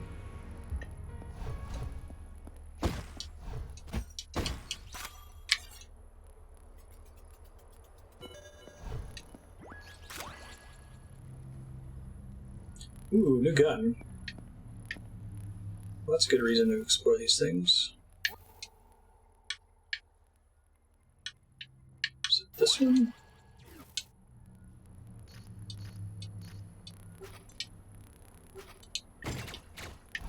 Interesting. It's kind of like the shotgun, excuse me. Alright, let's do it. Let's push the end of the game here. I gotta warp to the main map here. I'm trying to get out from the underground map. I think there's a bumper I can press to switch to surface, maybe. I'll do it less stupidly next time.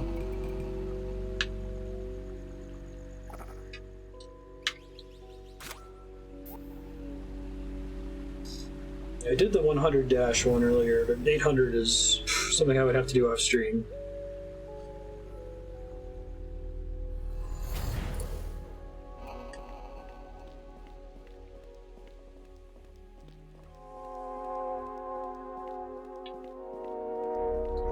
Here we go.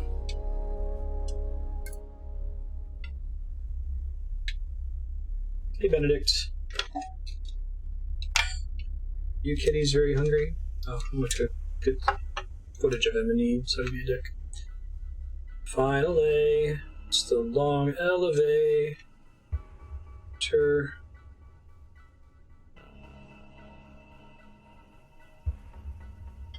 It's pretty sweet.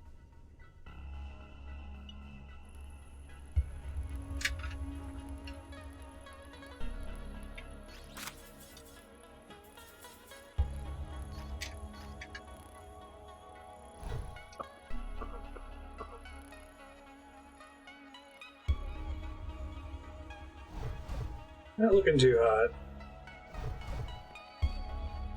This particular staircase reminds me of Mother 3. I gotta play that game again. Do an Amnesia playthrough. Like the flickering thing that kills you in your visions.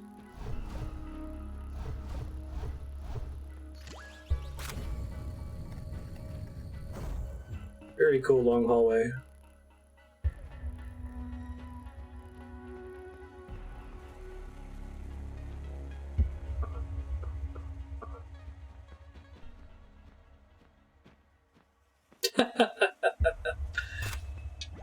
Thanks, game. Took the save points in Soundhill too. Hey, it looks like the title screen.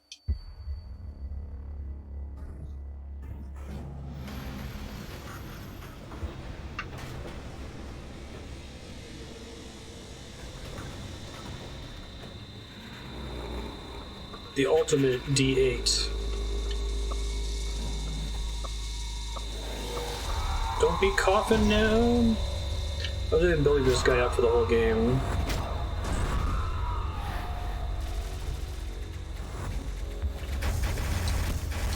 That's a cool attack.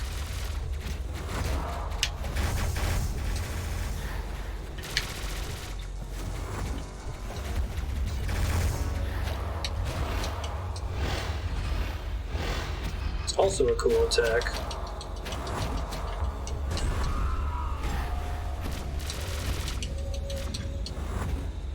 Ouch.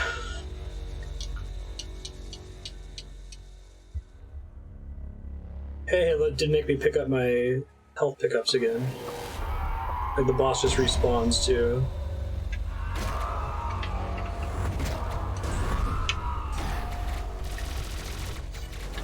Oh, I think I'm using the wrong gun. That's part of my problem here.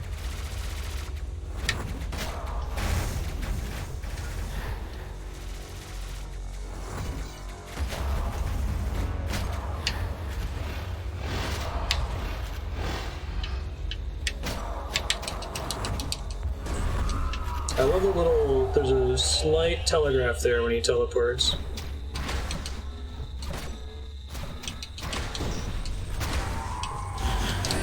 Okay, those are bad. Roger. Don't necessarily have to destroy them, but at least get in the way of them. Now he's got a double dash. Oh, he's got my attack. That's cool.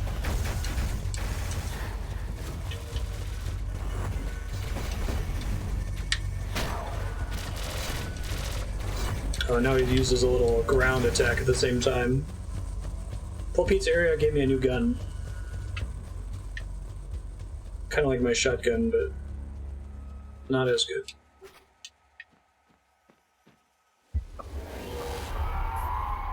Oops.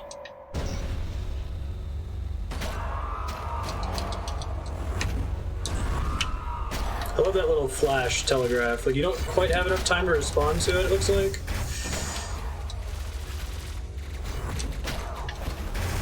Ouch, don't stand in that crap.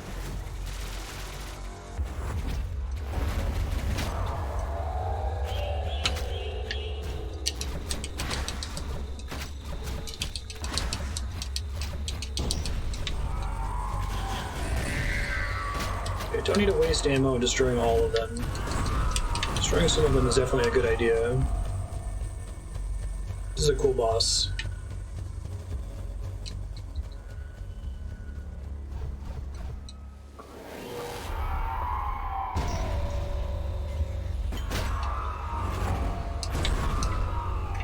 That time I stood in the teleport, which is very bad. Speedrunning dying on this guy.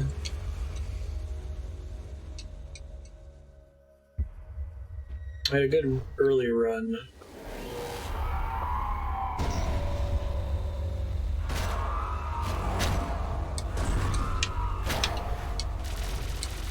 I love that he gets your chain dash ability. It's really cool.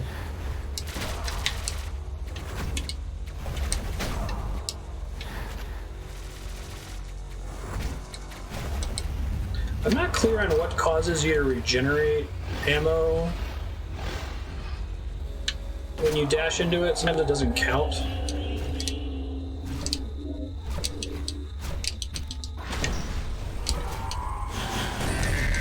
It's bad. One of them is probably fine.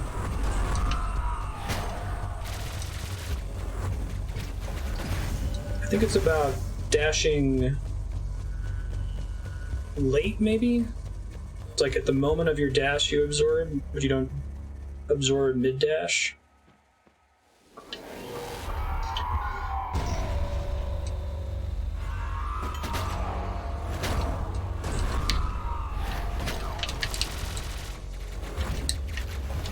Yeah, it's failing me a lot here. I think it's later in the dash that you absorb.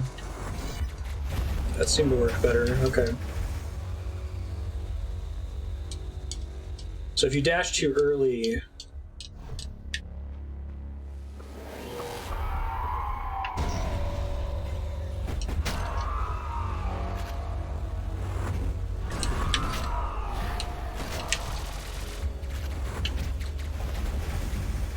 Hiroshi? No.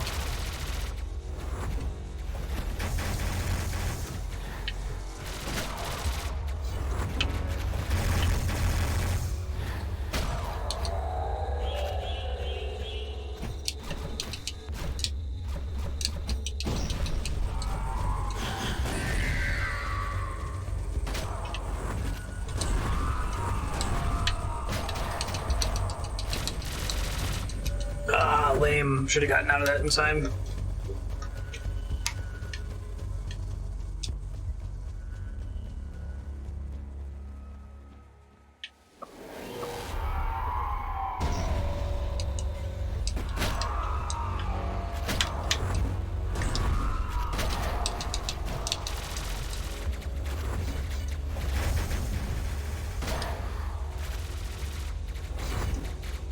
Yeah, it's gonna dodge late.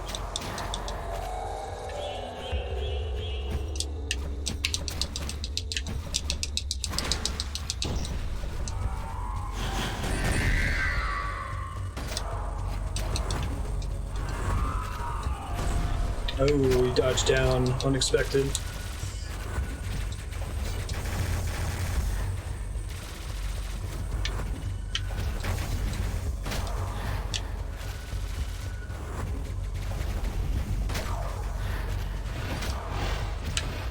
Shit.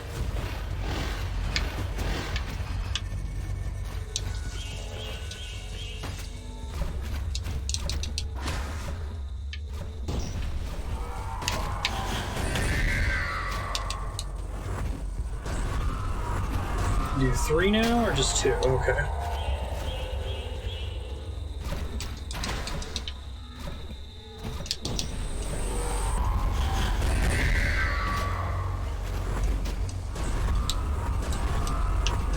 Now we get 3. Classic.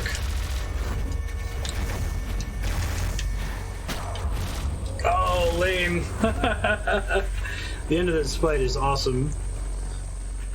I'll do a couple more of these, and then I'm going to try, I'll put on the heart rate monitor.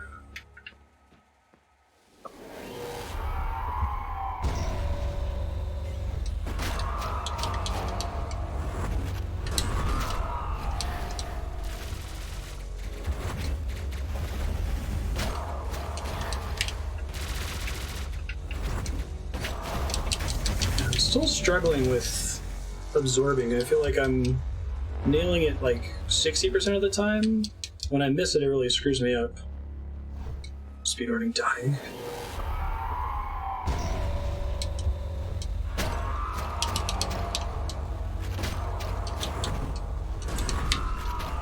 You can't preempt his dash attack too much or you'll get in trouble.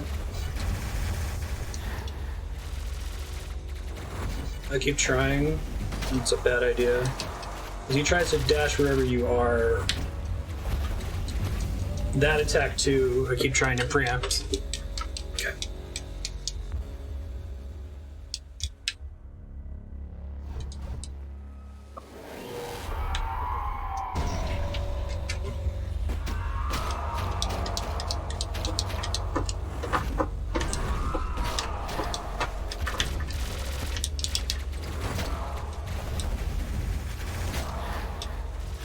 Maybe he always shoots that in front of him? I thought he targeted it at me.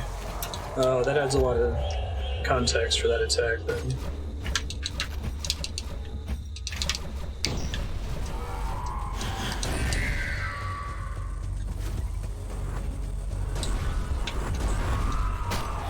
I think I had iframe save me there. Yeah, he always shoots it in front of him. Okay, got it.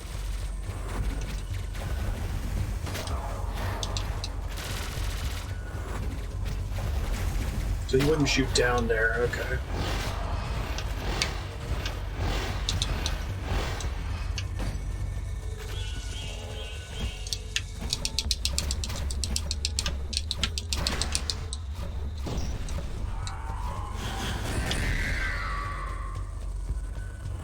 Come here, buddy.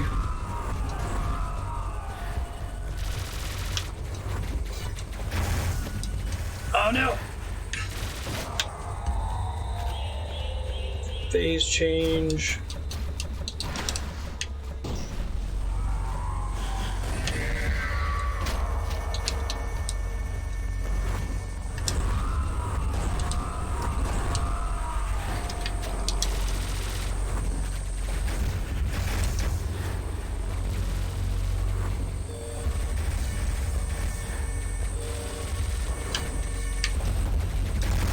That time you faced up though. That attack is too cool. Big fan of it.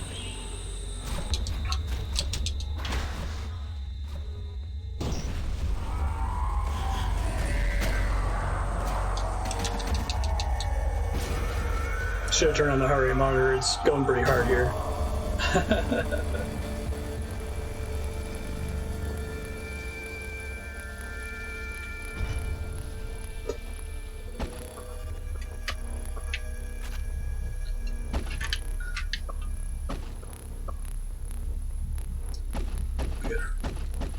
Run away while we're bleeding to death.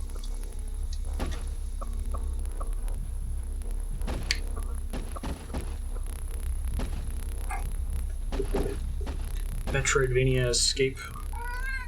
Oh, hey. It's the Anubis cat dog thing.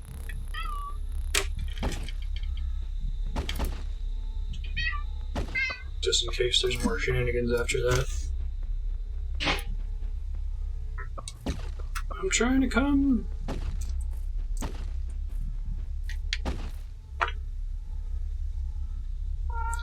Bully. Achievement unlocked.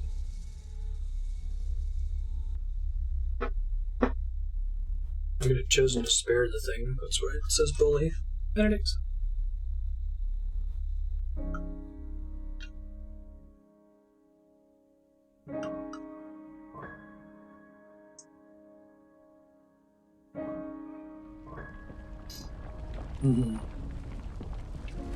Cool. Yeah. Everything's glitching. Oh, he moved the camera. When did he do that? Some people's cats. And then suddenly piano. Same composer?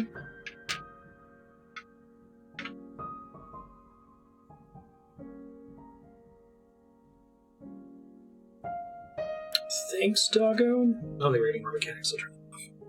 I couldn't even run anyway.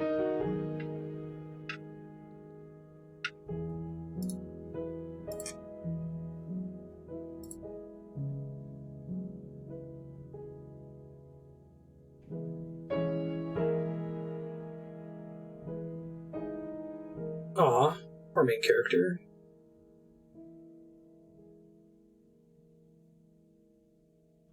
Game's a pretty tight 8-hour game, I think. I really like basically the whole thing. It feels quite a bit more robust than Titan Souls, which mechanically is probably the closest thing I've played to it. I wish it was helped you out with finding secrets in the endgame. It sounds like the Switch version does that. I think 6 keys is about the perfect amount to have to unlock that if you're that committed to finding secrets. And I wish it didn't take falling damage, because it discourages exploration. But other than that, the music, the art, the setting, the attempt to do a game that has almost no text. I was paying attention, and I think the only time text ever pops up is during the, to tell you that you can go on the map to warp places. Everything else is done with in-universe conveyance, which is pretty awesome.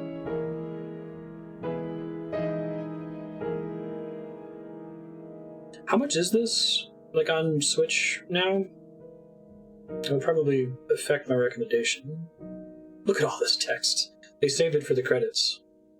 They should have found a way to represent everyone pictorially. Do, like, hieroglyphics.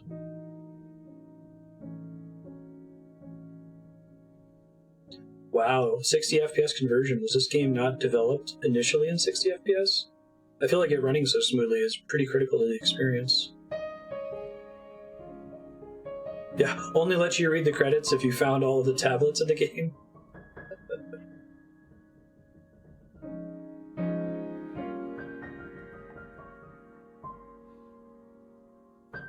Original Game Maker by Mark. So it started in Game Maker. Wild. $20. Yeah, this is a good $20 game, I'd say. I tend to not amend recommendations based on cost if a game is really good. Oh, special thanks to Anita Sarkeesian.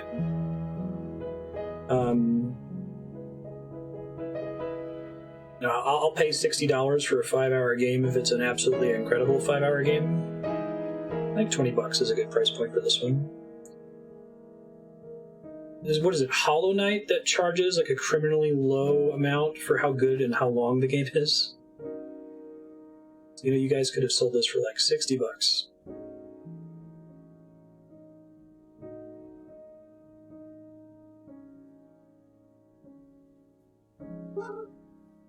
And that's not just because of like post-release sales. Like they have been charging a small amount for Hollow Knight for a long time.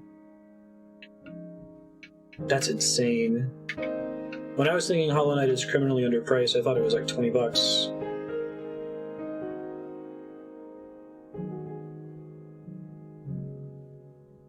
Yeah, it's outrageous.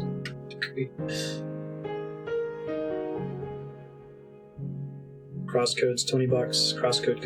Crosscode easily could have been 60. It's a 45-hour game. 45 hours of like extremely high quality.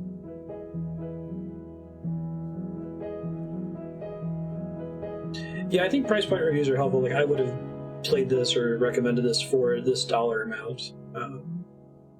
Special thanks to Phil Fish. Did he give them squares? Did he design little texture squares all throughout the game world?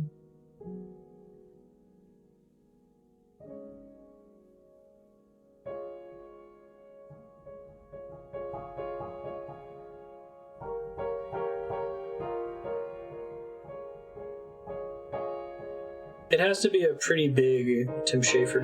I didn't notice if Jonathan Blow was on the list. It has to be a pretty big gap between the price and the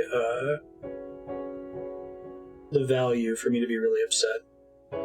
Like, did they sell Metal Gear Solid 5 Ground Zeroes for $60? I think I would be pissed about that. Jonathan Blow! The motherfucker.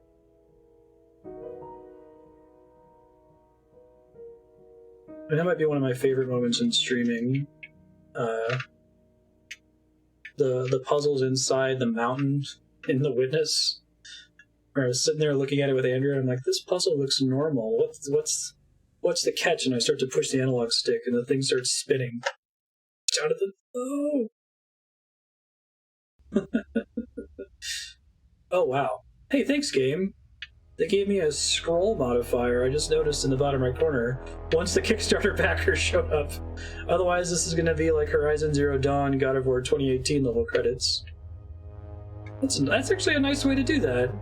You can smoothly increase the scroll speed if you wanted to find your particular name. Wow, this was a successful Kickstarter, wasn't it? Holy shit.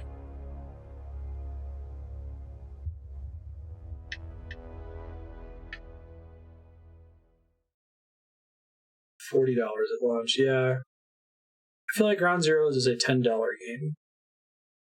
Pretty good value for $10. Could maybe see 15.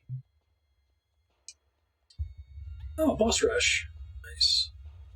Thanks, folks, for sharing. For the folks that helped to vote for Hyperlight Drifter, this game is really cool. I enjoyed it a lot. More games like this, please. Extremely my shit. You guys know what's coming up